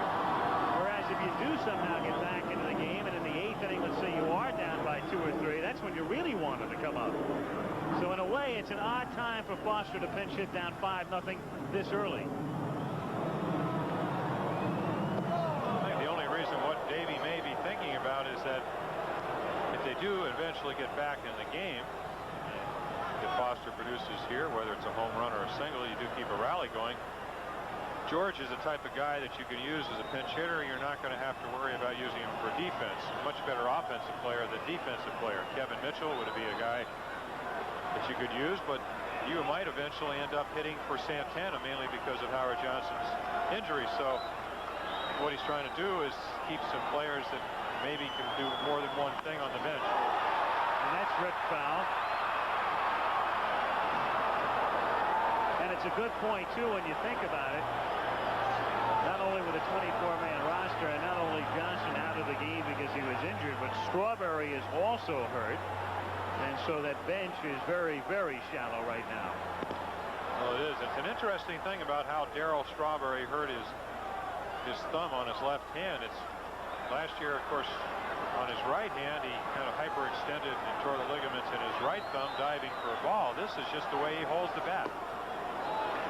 Davey Johnson was talking at length that he is going to, it's kind of an unusual thing to do to a guy that hit 28 home runs last year after missing 7 weeks. He said he doesn't get the bat out into his fingertips enough. So when he does get jammed, it causes a lot of bone bruises. 2-2 the count. You know, the Mets, on the subject of Strawberry, 31-12 is the record, the best in baseball, and they've really done it without very much production from Carter and Strawberry. Carter had a hot first couple of weeks, but he's really tailed off. He's at 235. And Strawberry just hasn't put it together with any consistency this year. And yet here they are on the verge of a runaway in the division. Well, when he came back from that injury last year, he went on a tear. If you go back to the end of 1984, basically when the pennant race was over, he went on a tear in kind of mid-September. I think the one thing that Davey Johnson talked about before his injury last year is that almost every time he went to home plate, he had what he would deem a quality at bat. In other words, looked like he had an idea of what the pitcher was throwing, wasn't expanding the strike zone, was playing within himself. This year has somewhat been of a struggle, and this injury certainly doesn't help it. 3-2 with a runner going with 2 out, and it's taken for called strike 3. Down goes Foster on Fruco's second strikeout. We've played 5. It's 5-0 San Francisco, and we'll be back after this word from your local station. Serious questions about one of America's best-selling... Corey McFerrin in New York. The Astros of the Expos. Top of 6. Houston up 5-1. Andre Dawson, 2 men on. And look out. Takes Bob Knepper deep. Forget about it. Dawson's second homer of the day. His 11th on the year. It's now 5-4 Houston in the 6th. Dawson responsible for all 4 Montreal runs. And here at Shea Stadium, Rick Aguilera, who was in the starting rotation at the beginning of the season. In fact, we did a game, the first Sunday telecast this year. Aguilera went up against Shane Rawley in the Mets-Phillies contest at Veterans Stadium, but he has had his troubles. He is working out of the bullpen right now, and he's working in mop-up roles. American League, White Sox lead Toronto in the 9th inning 6-4. Milwaukee and Cleveland are tied in the 7th. The Red Sox are leading the Twins in the 8th. The Rangers lead Kansas City 3-2 in the 6th. Baltimore and California are tied 1-1 in the 5th. Oakland has taken the early lead over the Yankees, and Detroit and Seattle later. Dave Kingman winning yesterday's Yankee-Oakland game with a home run in the 9th inning. Next week we can tell you that Baltimore will be taking on the Yankees, and we'll bring you that one along with Boston at Milwaukee. So check your local listings for our telecast, which commences at 3 Eastern time next Sunday on ABC. Jose Uribe to lead off in the 6th inning.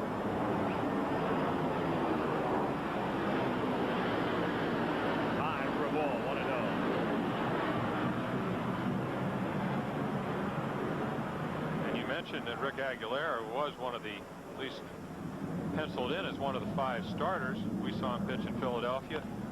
That's grounded to the left of Santana. Nice play. Throws and still doesn't get him. Uribe can really fly. Jose Uribe got a good break out of the box and negates a fine play by Santana. Infield hit. Well, watch where the ball is. It's out over the plate. He's hitting and really moving towards first. Santana, underrated shortstop. The only thing he doesn't have is maybe as good an arm as some of the other shortstops. Makes a great play to get to the ball, and Uribe just too fast.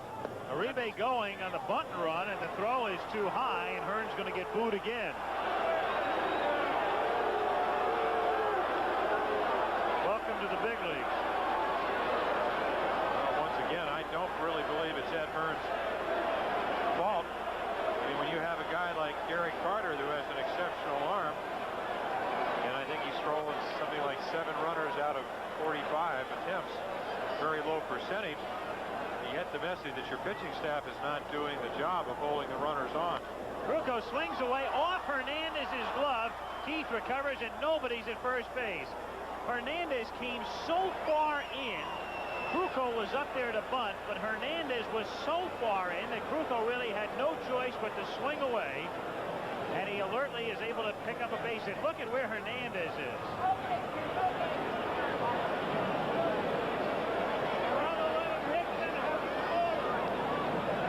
So there's a case of expecting the bunt, but really forcing the hitter to swing away.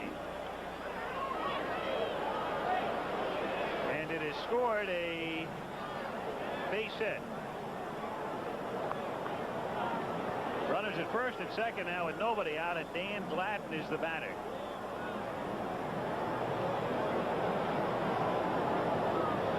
And Gladden is up there to bunt, fouls it away. 0-1. And we talked about Rick Aguilera's problems. Of course, the problems did not come on singles to the shortstop, beating it out, or a ball off the first baseman's glove. He pitched 25 innings with 10 home runs. Basically, in spring training, talking to Davey Johnson, he has a curveball to go along with a slider and a fastball and a changeup, but the minute the season started, he went with his slider and his fastball. Gladden drops the bunt, and Hearn can't handle this one, and look out. And you know that the mock Eddie will be starting very shortly.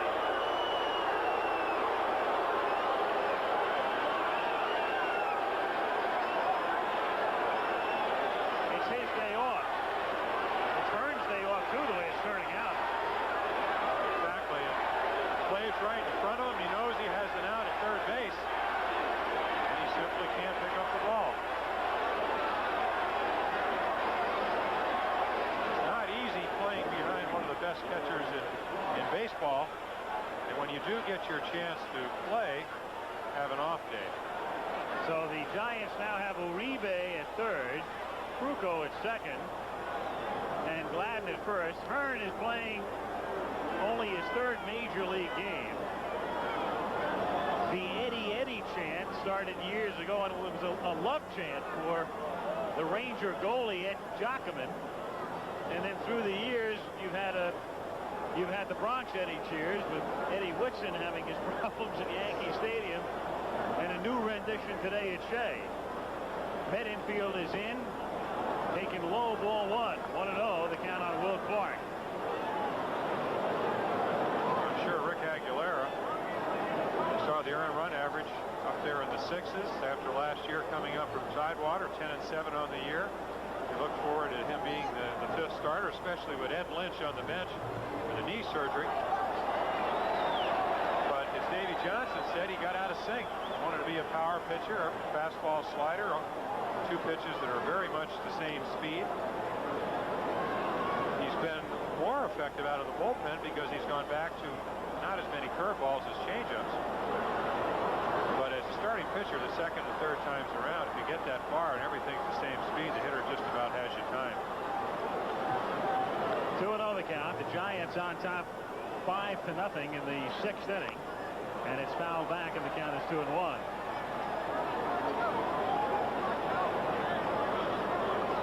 So no place to hide for Hearn, who started the season at Tidewater. You know, it doesn't matter what kind of a year a team has. You can win 110 games, and you're going to have a few days when you play like this and you get blown out, you make a lot of errors. You just don't want to do them in front of sellout crowds on a Sunday normally. It's nice to do it on a Wednesday afternoon in front of about 15,000.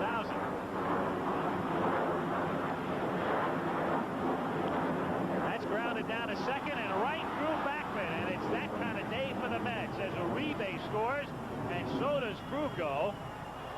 And the great thing about that for the Mets is the plane was coming right over the top of Shea, and you couldn't hear the boos. Now you can.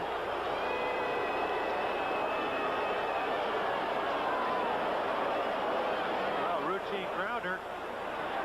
Again, Wally already planning on what he's going to do. Of course, that's one of those plays you have to make an instant decision as a second baseman with the bases loaded. Are you going home? Are you going to be able to turn two? Or, in this case, are you even going to catch the ball? Wally Backman, a fine offensive second baseman, normally does not make that kind of play. 5 errors now for the Mets, and Brentley takes outside ball 1. 7-0 San Francisco. Just as easy as it is for a pitcher when he has a 7-0 lead or a 5-0 lead to lose his concentration, when you are a defensive player and your team is down 5 runs, now 7 runs, the same thing applies. The Mets with 36 errors in 43 games coming in. And it's 2-0 now. Gladden off to his lead at third. And Clark, the runner at first. Bradley pops it up. Aguilera looking for somebody to take over, and it's Knight who takes charge. 1 out of the 6th inning.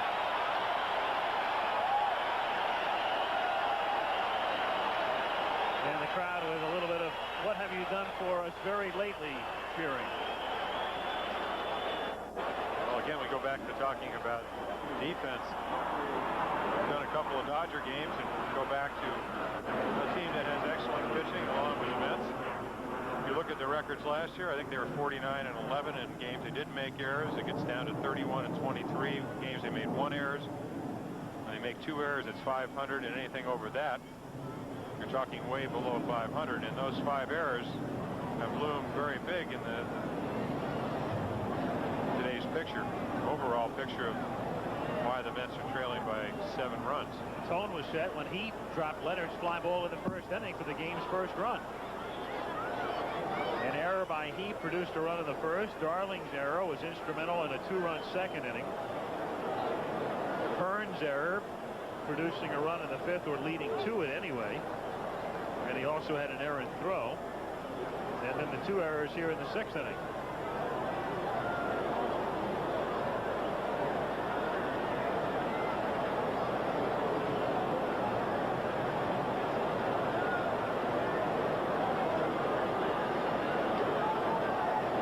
Aguilera. It's fouled away. The Giants, or the Giants on top by a score of 7-0. Trying to take 2 out of 3 with runners at 1st and 3rd now and 1 out. The Mets infield at what you'd like to say is double play depth, but when you've committed 5 errors, I suppose you'll call it force play depth.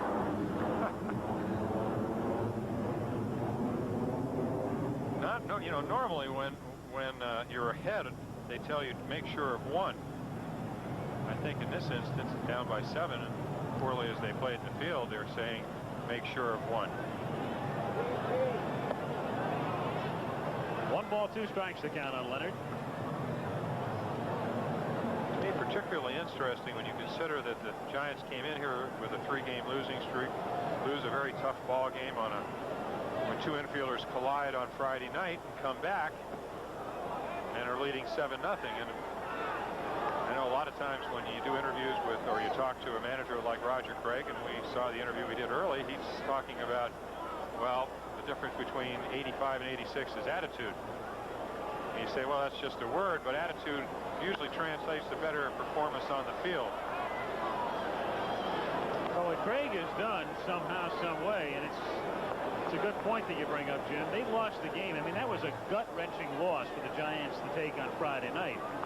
They had taken the lead on a Thompson homer in the 10th, and then they lost the game in the bottom of the 10th. The Mets got a run to tie, and then on a routine pop-up, Uribe collided with Thompson, and the Mets won the game. And you can really go down the drain after something like that, especially a team so young as the Giants. That's the kind of loss that can let all of the air out of the balloon, and you go into the depths for the next couple of weeks. But here they were bouncing back to snap a 4-game losing streak last night, and on their way to making it 2 out of 3 for the weekend.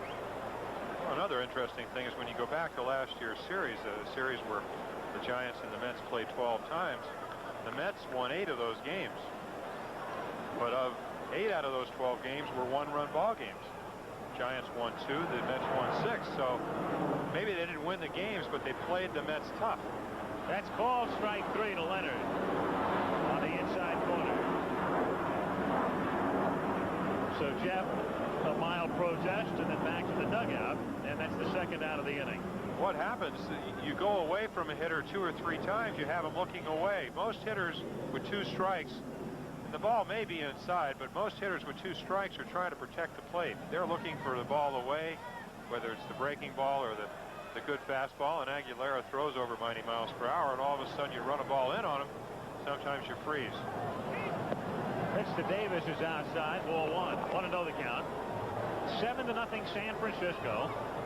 And that's that little changeup Davey Johnson was talking about. 2-pitch pitchers are usually better in relief than they are starters, mainly because the second and third times around, if you make it that far, they have timed your pitches. If you make any kind of mistake, this is what we saw early in the year. Aguilera to Dalton and to Gary Ritas.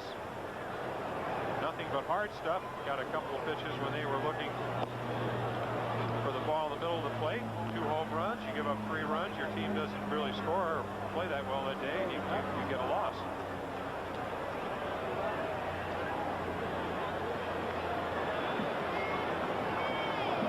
On the switch hitter. And now it's 3-0 with Quiñones on deck. I think this is almost a pitch around.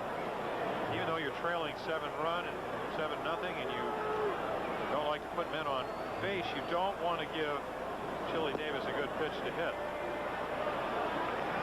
You have to make a decision. You want to pitch to the on-deck batter. Does not have the lifetime career stats that Chili Davis has.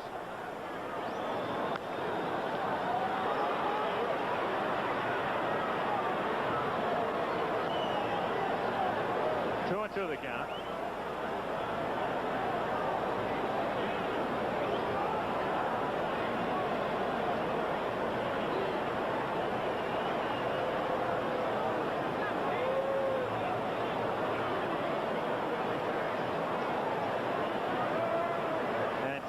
Called, and time was called late. Aguilera ready to deliver. The time had been called. Another thing, we've seen a lot of stolen bases today, Al. If you look at the Giants pitching staff, I mean, they ought to be in the NBA as far as height goes. I mean, I think the shortest guy is right around 6 feet. Most of them are 6'4", 6'5", 6'6".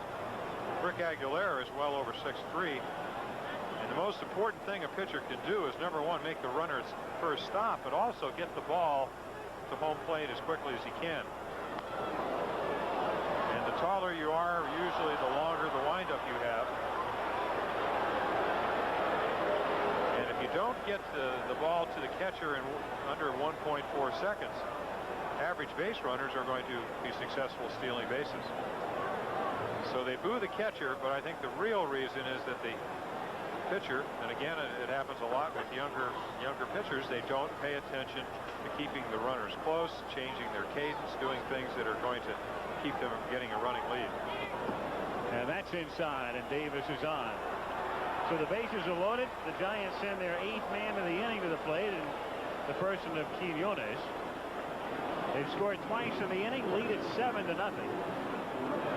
Bases loaded and 2 out. Latin at third, Clark at second, Davis at first.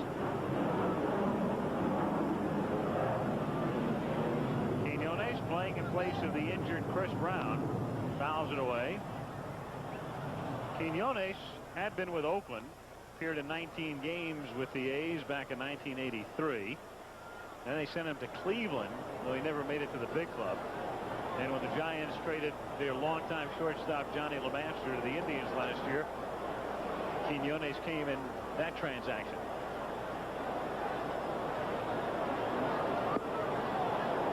One and one. Most likely they got him because they did not know if Jose Uribe was going to be able to play at a major league level. Had a fine AAA season the year before last.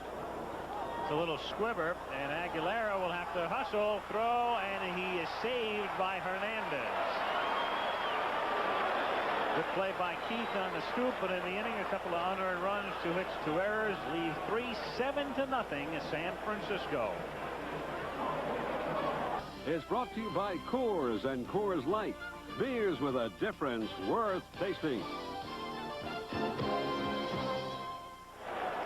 Shea Stadium. Al Michaels along with Jim Palmer in the truck. Kenny Wolf and Craig Janoff on their way to another Emmy with this telecast. 7-0 San Francisco. With Dykstra at the plate. Dykstra, Backman, and Hernandez. Popped up on the skin part. It is the shortstop Uribe. One away.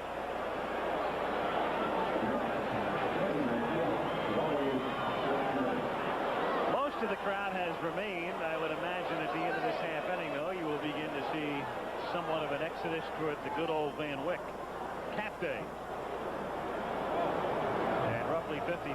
We don't have a crowd count yet, but all the seats were sold before the game. Backman swinging and missing. 0-1. Remember 2 innings ago when they were waving to show all of America and that ABC was doing this game? I think it was really that they were fanning themselves. Hot and sticky. And Thompson throws out Backman. 2 away. And Keith Hernandez will come to the plate, having struck out and singled in his 2 appearances. Mike Krukow pitching very well today on his way to what he hopes is his 7th victory. Krukow, in a way, illustrates as well as anybody the changed fortunes of the Giants. He did not pitch that poorly last year. As you look at the best batting support for starting pitchers this year, and interestingly, right up at the top are Darling, who's getting no support today, but that's odd, and Krukow, who has 7 runs already behind him. But last year, Mike did not pitch that poorly.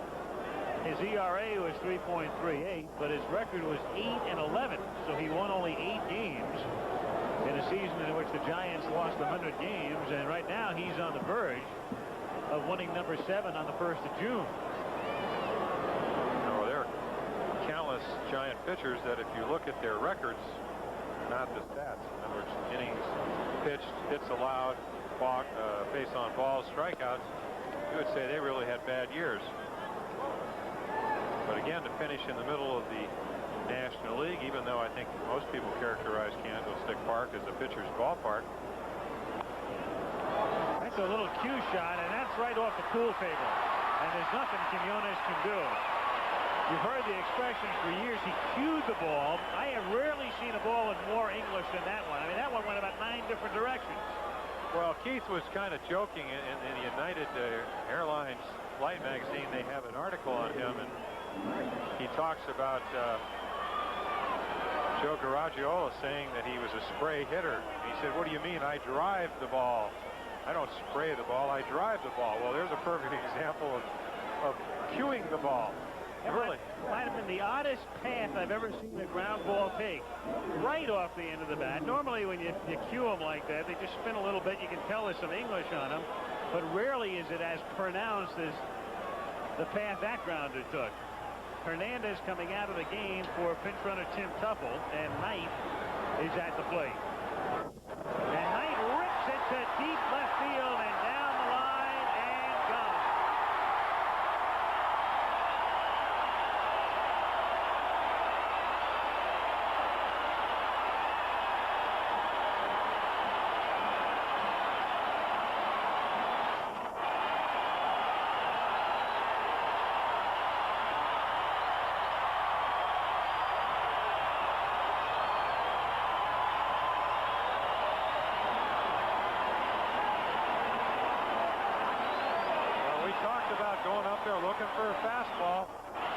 himself. Middle of the plate, inside now.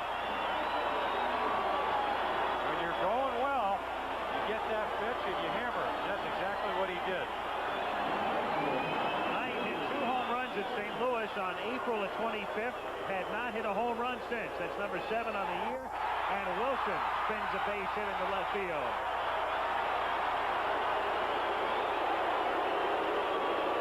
So the crowd saluting Mookie Mookie as you look at Knight, who came into the game today hitting .333, and he has maintained that level with a 1-for-3 performance. Danny Heath is the batter. Heath 0 for 2. Being married to Nancy Lopez, I think when you ask Ray Knight, hey, how come you can make such a difference? One year he said, I stopped playing golf and did weight. Prepared myself for this year's season instead of just kind of relaxing and taking it easy over the offseason. Giants get, I believe, Jeff Robinson up in the bullpen. Inside, Bruco coming into the 6th inning, having shut the Mets out. And by the way, the Mets have not been shut out this season. The little spinning hit by Hernandez, the homer by Knight, Wilson at first base, and Heath at the plate. And now it's 3-0, and Bentley throws down to first base, making Wilson go back into his stomach.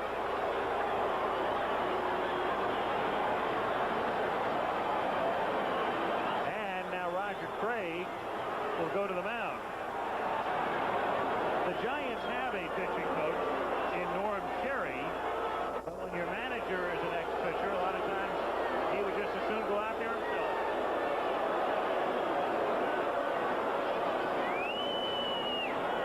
And there is Jeff Robinson.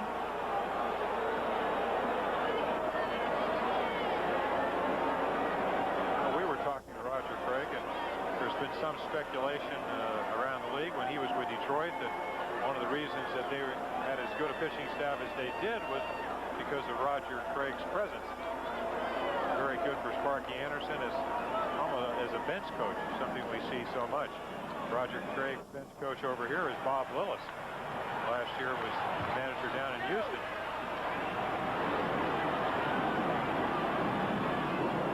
Now the count, 3 balls and no strikes, and that's in there, and it's 3-1. Giants 7, Mets 2, with 2 out. Wilson at first base. Bottom of the 6th inning. Wilson goes, and he drives it to center field, but Gladden has room and makes the catch about 395 from the plate. Knight hits a homer. They get 2 runs, 3 hits, and we'll go to the 7th inning. San Francisco 7, New York 2. Mattingly and the New York Yankees. For Boston battles Milwaukee next week on ABC Sports. Tim Tuffle stays in the game. He pinch ran for Hernandez, and he stays in the game at first base. His normal position is second. And the score 7-2 going to the 7th, James. And this telecast is presented by authority of Major League Baseball and may not be reproduced or retransmitted in any other form without the express written consent of Major League Baseball. You knew that, didn't you? Jim Palmer, not affiliated with the Columbia School of Broadcasting after that reading. I went to the ABC School of Broadcasting. 8 years in the booth with Mr. Cosell. 1-0 the count on Thompson. And you survived, didn't you? So far. So far. Foul back. The count is 1-1.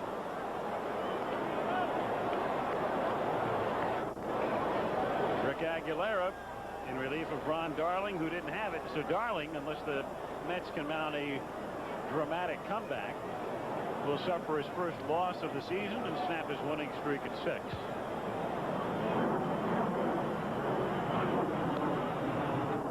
Two-and-one. Oh, with a few breaks, I'm sure Ron would have kept his team in the game a little bit closer. Of course, then again, when you start the season and somebody says, "Are you willing to be on June 1st 6-1?" you go cartwheels across the clubhouse, saying, "Of course."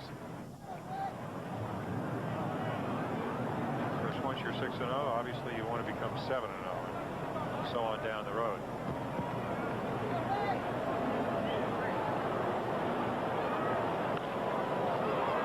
Santana gathers it in. One away. Pretty good idea. Talking about attitude, speed, whatever. As you see Robbie Thompson, routine ground ball to shortstop. You don't see too many players run that hard to first base. You do if you're a rookie. Last year we were talking about the Giants hitting .233. Right now 261 coming into play today. And they have 8 hits in 6 1/3 innings. No team in National League history has gone from last to first from one season to the next. 1-0 the count. I think the one thing that Roger Craig talked about was that he does have a very balanced roster. Very similar to what George Bamberger did back in '82 with the Milwaukee Brewers. Don't go too many days without playing. Ray Knight will handle it. 2 gone. Bruco coming up. 2 out. The base is empty. We can update you now and let you know how things are proceeding. The Pirates rout the Dodgers for the 2nd day in a row. And Philadelphia makes it 6 straight, winning 16-5 over San Diego. In the 8th inning, St. Louis leads Cincinnati 2-1. The Cubs have won. They beat Atlanta, and Houston still leads Montreal 5-4 in the 7th inning. 1-0 the count. American League. White Sox are a winner at Toronto. Cleveland beats Milwaukee. The Red Sox win over Minnesota, and Kansas City handles Texas 5-3. Out west, California leads Baltimore 2-1 in the 8th. The Yankees and the A's are tied 1-1 in the 3rd. And the Mariners lead the Tigers 1-0 in the 2nd inning at the Kingdome. 2-1 the count.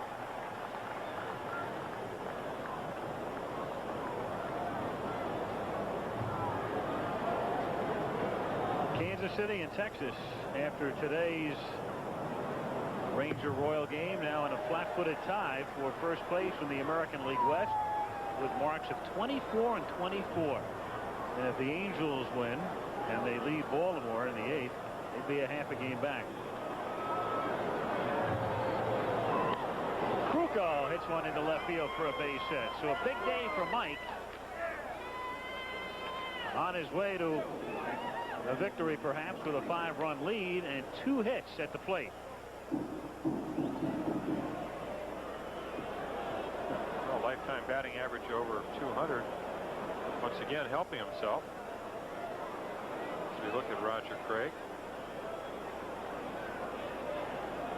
Dan Gladden 2 for 4. Gladden hitting .273 and takes a strike. 0-1. Giants 7, Mets 2. 7th inning. Mets remain home this week. San Diego comes to town tomorrow night. Giants have an off day tomorrow and resume action Tuesday at Montreal. That's ripped into right center field for a base hit. Krukow around second and on his way to third, and Gladden's going to try to stretch it for 2. The throw is a bit offline and knocked down. Krukow then bluffs coming home and has to retreat to third. So Dan Gladden with a double to right center has his 3rd hit, and the Giants are in double figures with a total of 10 hits. Well, normally with a 7-2 lead, you just kind of cruise into third base. You know the ball's up the gap, but he's not settling just for third. Takes a look. Says, well, maybe we'll go home. Oh, no. And after pitching 6 innings and it's close to 90 degrees and humid, that's got to take something out of you. Of course, that is something does affect West Coast teams that come to the east. Play out in San Francisco. The humidity is not very high. It is cold. See a lot of pitchers after 5 or 6 innings thrown to the oxygen. Either that or the showers.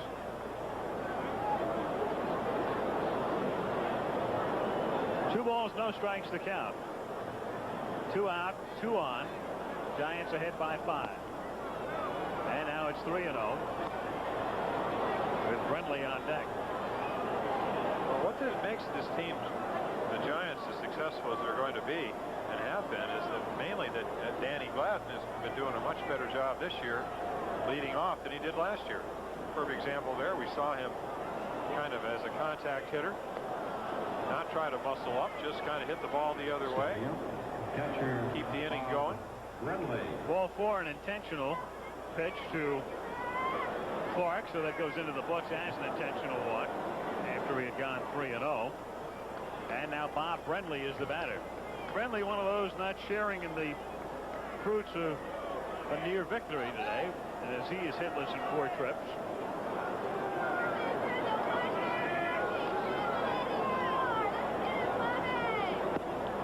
The count.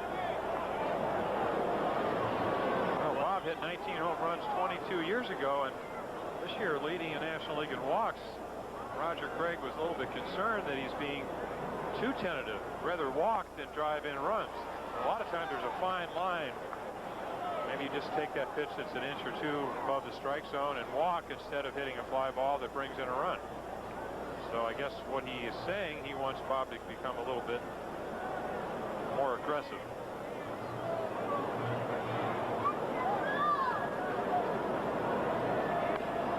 Half swing, little tapper, fielded by Aguilera, who flips the tuffle, and the inning is over.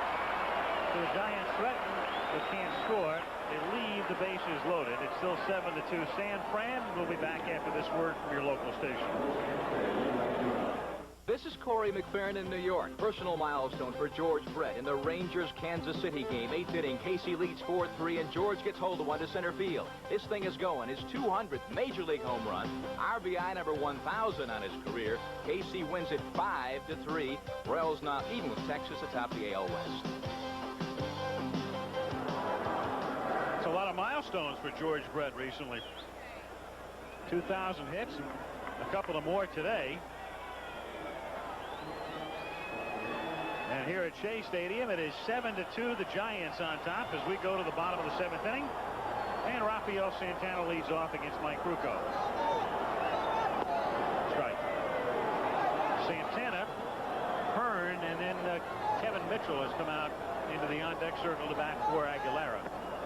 Randy Neiman is throwing in the Met bullpen.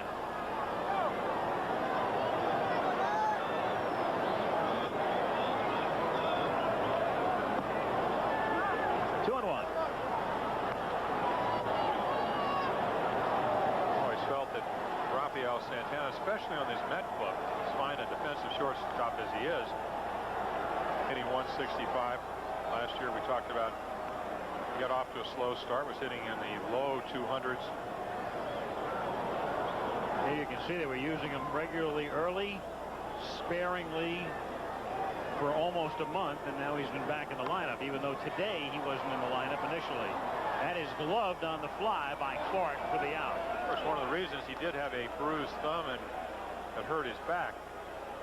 Of course, the versatility of a lot of the players, and Howard Johnson has played shortstop, has cost them some games at shortstop, though.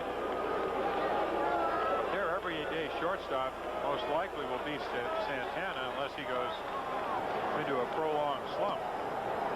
Again, the nature of their offensive capabilities is similar to what happened in Baltimore, where when you have the Boog Powells and the Frank Robinsons and the Brooks Robinsons, you can have the luxury of having a good fielding shortstop that you don't need a lot of offense from.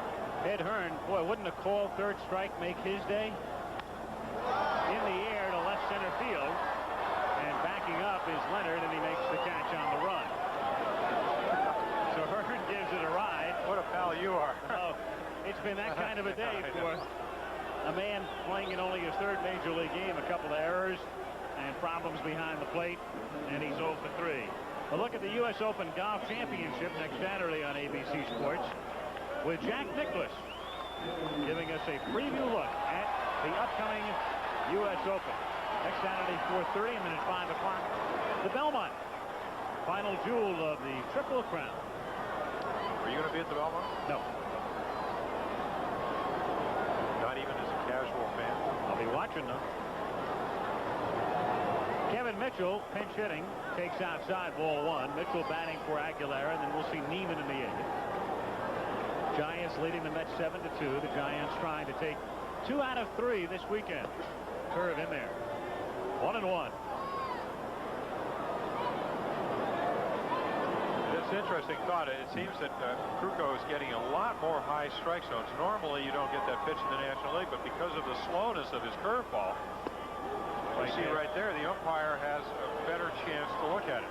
Throw a fastball in the same situation, he doesn't have as much chance to react, and it's usually a ball.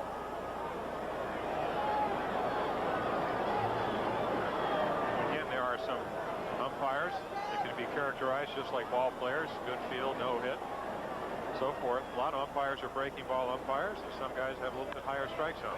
Mitchell gets under it, lifts a fly ball to left field, and Jeff Leonard comes in, makes the catch to retire the side. 3 up and 3 down, and we go to the 8th inning of Shea. The Giants 7 and the Mets 2. Andy Neiman. 2 weeks ago, Neiman came out of the bullpen at Dodger Stadium and pitched very well and picked up his first major league victory in 4 years. He's had a checkered career. There's a man with a very checkered career right here. And how was your week this week? Marvelous. Palmer, who got to see the Northwest, sells merchandise at the drop of a hat. What'd you do? You want to photo again? Seattle, San Francisco. For jockey? Yes. So that's how Palmer's keeping busy, folks. Man is retired.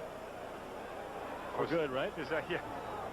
Actually, I'm going to throw batting practice for the first time in 2 years. When? Tuesday. And then you're going to be officially inducted into the Orioles Hall of Fame. Then I'm going to be officially retired.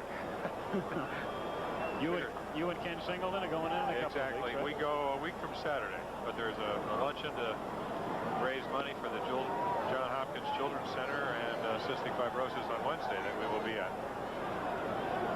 Hopefully some other people will show up, even though I wouldn't mind having lunch with Kenny by myself. Singleton's in broadcasting too as Leonard hits it in the air to center field, and it's Dykstra racing over to make the catch. Going away. Kenny and Tom Hutton are part of what they call the Sports Network, TSN, which is I think he does about 40 games up. Sort of like a Canadian. Yeah, last year I think it was primarily going to be a lot of the Toronto games, but also is doing Montreal games. In fact, Montreal, the only team that's, they're about 7 back in the loss column behind the Mets, but somewhat keeping pace, at least better than most of the other clubs in the National League East. 1 out, bases empty, and Chili Davis is at the plate. Last year, yeah, Chili hit 13 home runs, 12 batting left-handed, 1 from the right side. It's not one of his better years. Broke his collarbone falling down a dugout step in Cincinnati, or dislocated it. He's had a good series here this weekend. He's 5 for 10, and he's 0 for 1 today, but he's walked twice and hit a sacrifice fly. 286. 6 for 10 lifetime off Dwight Gooden. He says, I just get up for the good pitchers. No, he said he just has a tendency to not make bad pitches, but from the left side, and that's the way he faces Gooden. Gooden has been throwing a lot of curveballs and fastballs that end up in the middle of the plate around the knees, which is a pitch he likes. That's a chopper, and it's short hop nicely by Knight. Throws and gets it. That's a perfect example of the improvement of the Mets defense. Last year, Howard Johnson, very slow start with the bat, great off defensively. Now they have a guy hitting well over 330. Makes a tough play look easy. Strong throw to get Chili Davis. You were with us earlier. You saw the 2-run home run. Quinones takes a strike. And the job that Randy Neiman at 6'5", about 215 pounds, you think he'd throw the ball right through the backstop, but the ball just kind of runs and moves like a lot of left-handed fastballs. A little bit of a breaking ball. We saw him in Los Angeles. He was constantly ahead of the hitters. And he throws a couple of different speed fastballs. So it's real tough to time him. One of those kind of easy wind-ups, model leg, hides the ball well, and all of a sudden you made a nice routine ground ball to one of your infielders.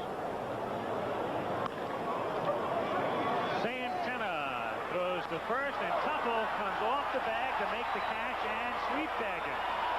Not a bad play for the second baseman turned first baseman, at least temporarily. He's learned from Keith. 7-2 Giants going to the bottom of the eighth. A special look at the U.S. Open Golf Championship, Saturday. Hot day at Shea, but not much to cheer about for this crowd of 49 paid and a total of over 50,000 in the facility. Cooling off a little bit in the mid-80s now as Dykstra starts the bottom of the eighth by hitting it sharply right to Robbie Thompson for the out. One away.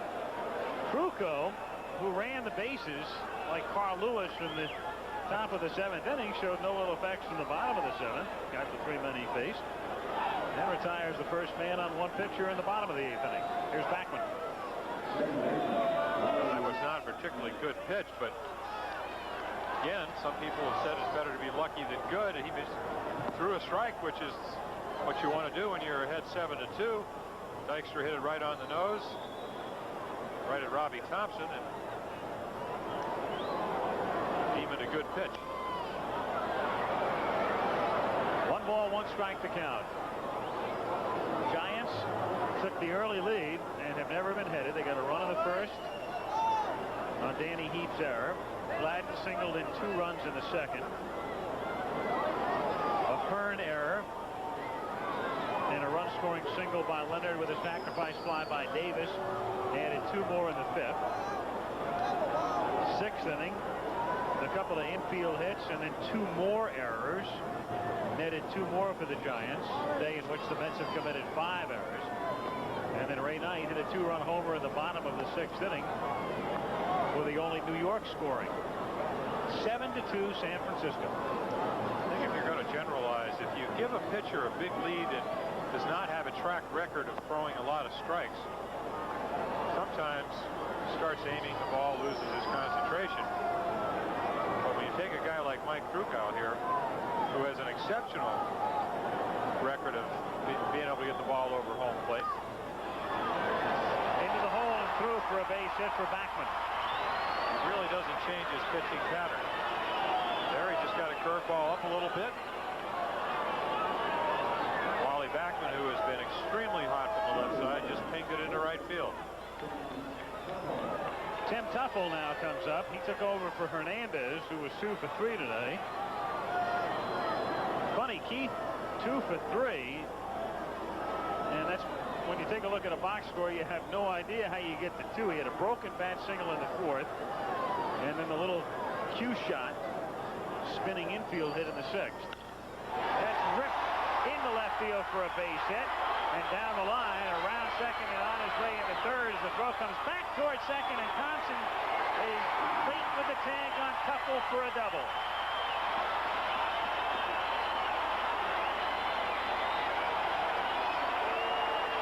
So Backman goes to third. Tuffle doubles to left. Berenguer and Davis are in the bullpen, and Craig is looking in that direction. One of those plays where, even though you're down by 5 runs, somewhat of a gamble. If that throws on the line, Tim Tuffle is out at second base. A little bit to the infield side. Also shows that Mike Krukow is human. Final fastball. Belled high inside half. Tim Tuffle, excellent fastball hitter, just jumped on it. And also human is Mike Krukow, who on a hot and humid day has been running the bases with abandon. And Craig now goes to the mound. He has the lefty Davis, and Robinson now is the right-hander. Berenguer had been up. And Craig's going to take the ball from Krukow and go to his bullpen. And with Knight coming up, the call goes out for Robinson. So Mike Krukow stands to win it on the verge of victory number 7. He leads with the Giants ahead 7-2. leg of our Triple Crown coverage. Live, it's the Belmont Stakes Saturday.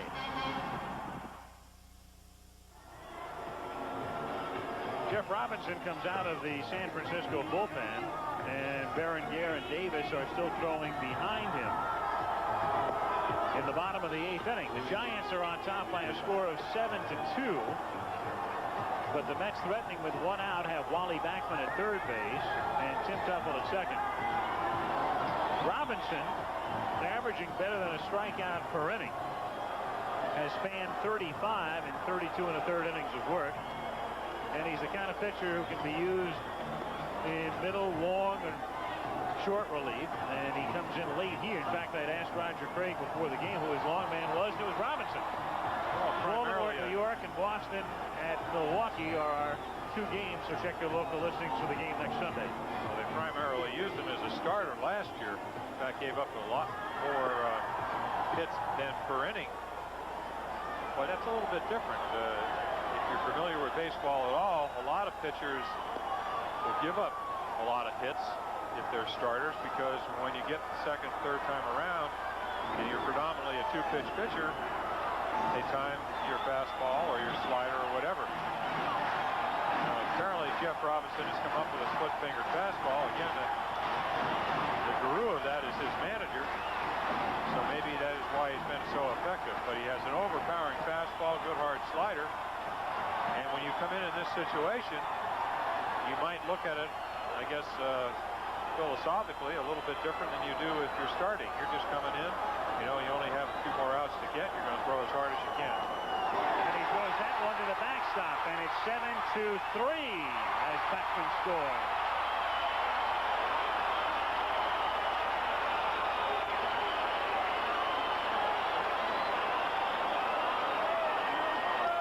Will go as a wild pitch, but the ball could have been caught.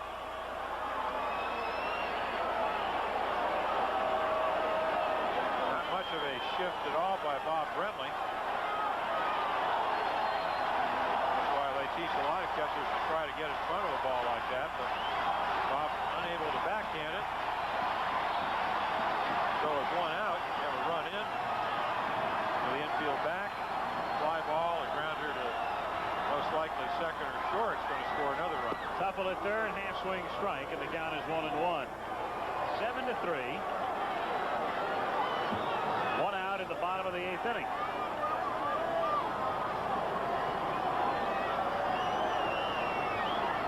What looked like a cakewalk for the Giants is getting a little tense.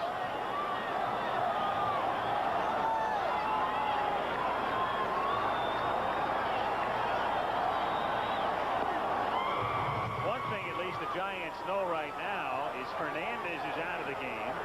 Foster's out of the game. Strawberry is hurt. Apparently, Strawberry could play against right-handed pitching. But then again, if it's in a situation when he pinch hits, no doubt Roger Craig, if he has a left hand available, will bring in the left-hander. That pitch we saw right there was the split-fingered fastball that Roger Craig has taught Jeff Robinson. There's another one. You notice how that ball has very similar to velocity to a fastball, except it goes straight down. And it's legal.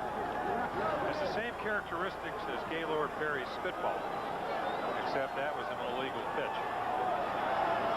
All you do is hold the ball with the seams and kind of spread your fingers as wide as you can. Kind of push up with your thumb, and the ball kind of comes out with a rotation that makes the ball go down. Full count. On deck is Mookie Wilson.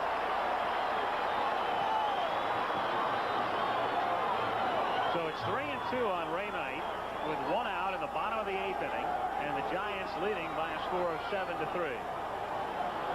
It's an interesting situation because you have a young pitcher on the mound that really has never been used in short relief, and the last thing he wants to do, or his manager wants him to do, is put another runner on. If he does get on him, you want to have him swing the bat. You want to try to throw a strike here. And he strikes him out. Ray Knight foul tips it, and it's held by Brenly, and down he goes. And a big, big strikeout for Robinson. Big split-fingered fastball. He's looking fastball. It looks like one. Look, that ball drop. Wonder for all those years that Bruce Sutter could be effective.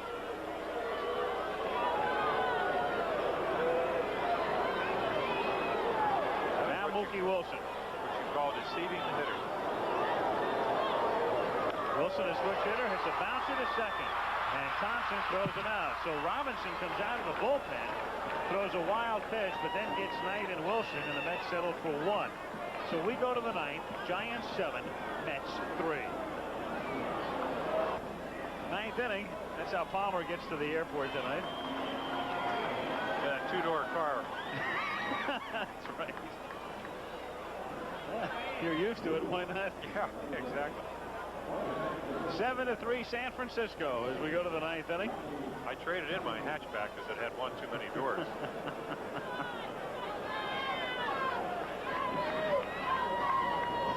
Robbie Thompson 0 for 3 plus a walk.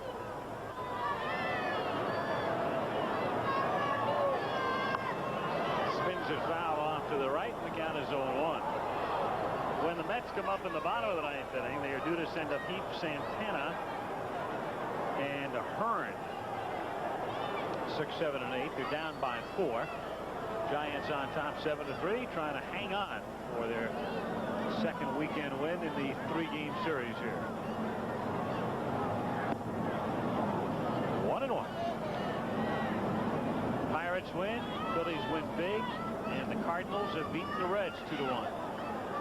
Cubs are a winner, and so is Houston. 8-4 over Montreal. That's down to Tuffle. 3 unassisted, 1 gone here in the 9th inning.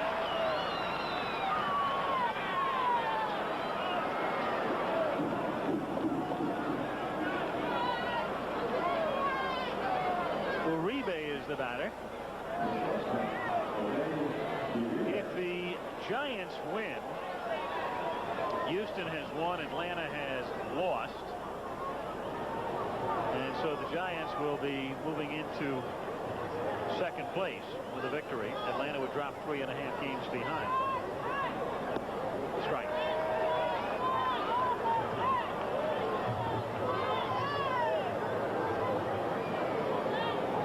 Also interesting to note that I think last year, they draw 818,000 at home. 25 days this year, they've almost drawn 500,000. So along with better play on the field, which is usually what it takes to increase your attendance, it's obvious that the fans in San Francisco, and I was up there yesterday for Jockey, they are elated with the start the Giants have. That's grounded down to second, and Backlund throws to Tuffle for the out. 2 away. Neiman has retired 5 in a row. Neiman very quietly has been pitching extremely effectively for the Mets. When you think about their bullpen, naturally it's Orozco and McDowell, and now they've got Sisk back as well. But they've been using Neiman, and Randy has not been scored upon in his last 10 relief outings. Today is number 11. Robinson is the batter. Well, he's a guy they can bring in kind of late middle relief or in long relief like we saw out at Dodger Stadium, and not overpowering but throws strikes. You can very effective against left-handed hitters, but most of the time that's when he uses his slider. But he could be a setup man for another setup man, Roger McDowell. Robinson popping it up, and it's Santana calling for it and making the catch. So Neiman comes in and sets down the 6 men he faces. And Robinson will go to work on the mound with the Mets coming up on the bottom of the 9th and the Giants on top 7-3. We'll be back after this message and a word for your local station. Alan Roth helping us up in the booth. Steve Hurt providing the graphics for us as we go to the bottom of the 9th inning at Shea Stadium in New York. Al Michaels, Jim Palmer with you. 7-3, the Giants on top. And Jeff Robinson trying to wrap it up for Mike Krukow, who went 7 1/3, and he starts by facing Danny Heath in the bottom of the 9th inning. Heath hitting .281. 1-0 the count. to be followed by Santana, and then Hearn due up third in the inning. Mets have already used Foster and Mitchell as pinch hitters, and Tupple has come off the bench and is in the game. One man who is available is that man, Gary Carter. Well, he had about 7 straight balls out in BP today, and then was kind of kidding Davey Johnson. You sure you don't want to change the lineup? Meanwhile, Robinson doing exactly what he does not want to do with a 4-run lead, and that is come close to walking somebody. But he's 3-0 here. And he knows that Danny Heap is not going to be swinging. Most likely until you get to 2 strikes. Which is one of the more difficult mental things to overcome. Meanwhile, that provokes a call to the bullpen, and Greg Minton gets up, and he takes another strike, and the count is 3-2.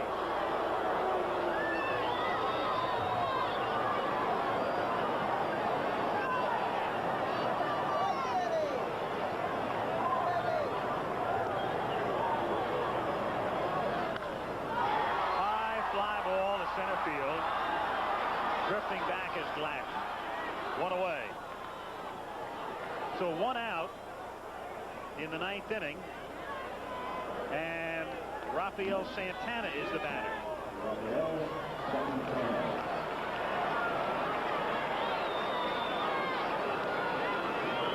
ABC Sunday Afternoon Baseball brought to you by Steel, the world's largest selling chainsaw when it comes to quality. Steel's the one.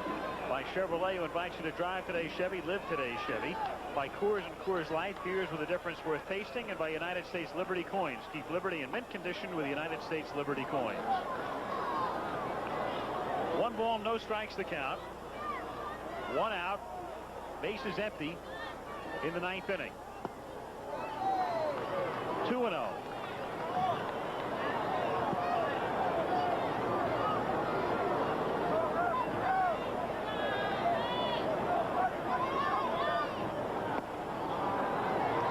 Robinson's going to do it the hard way. 3 balls and no strikes.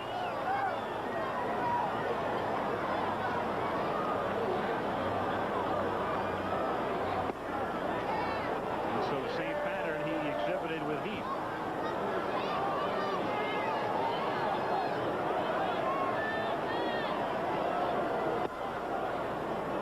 Exactly the same.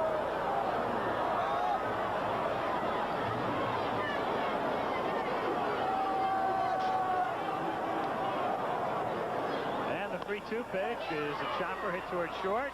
Takes a wicked hop, and Uribe makes a nice play and throws him out. Jose Uribe.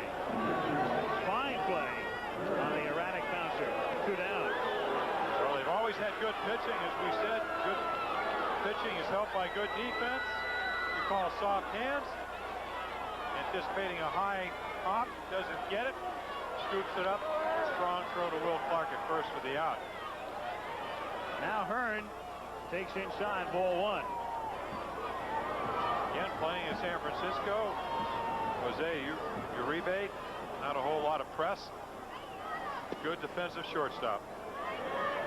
Along with Robbie Thompson, has really solidified the middle of the Giants defense. And then when you put Dan Gladden in center fielder, who is a pretty good center fielder, makes it pretty easy to pitch. And here's Uribe throwing to first to end it. Robinson comes out of the bullpen to do the job. Kruko gets the win. The Giants score early and often. And after losing a heartbreaker in 10 innings on Friday night, come back to beat the Mets 7-3 last night and 7-3 today as well, to take 2 out of 3 and move into second place in the National League Western Division. The Giants, before a full house at Shea, spoil the day for more than 50,000 as they beat New York 7-3, and we'll be back in just a moment. Games in a row. Today the Giants won it, final score 7-3, and we can remind you that next Sunday more baseball action here on ABC. You'll see either the Yankees hosting the Baltimore Orioles or the Red Sox in Milwaukee. Check your local listings for the game in your area. Travel arrangements made through and a promotional fee paid by United Airlines. United flies more people to Hawaii than any other airline. Nobody knows Hawaii like United. This has been a presentation of ABC Sports, recognized around the world as the leader in sports television.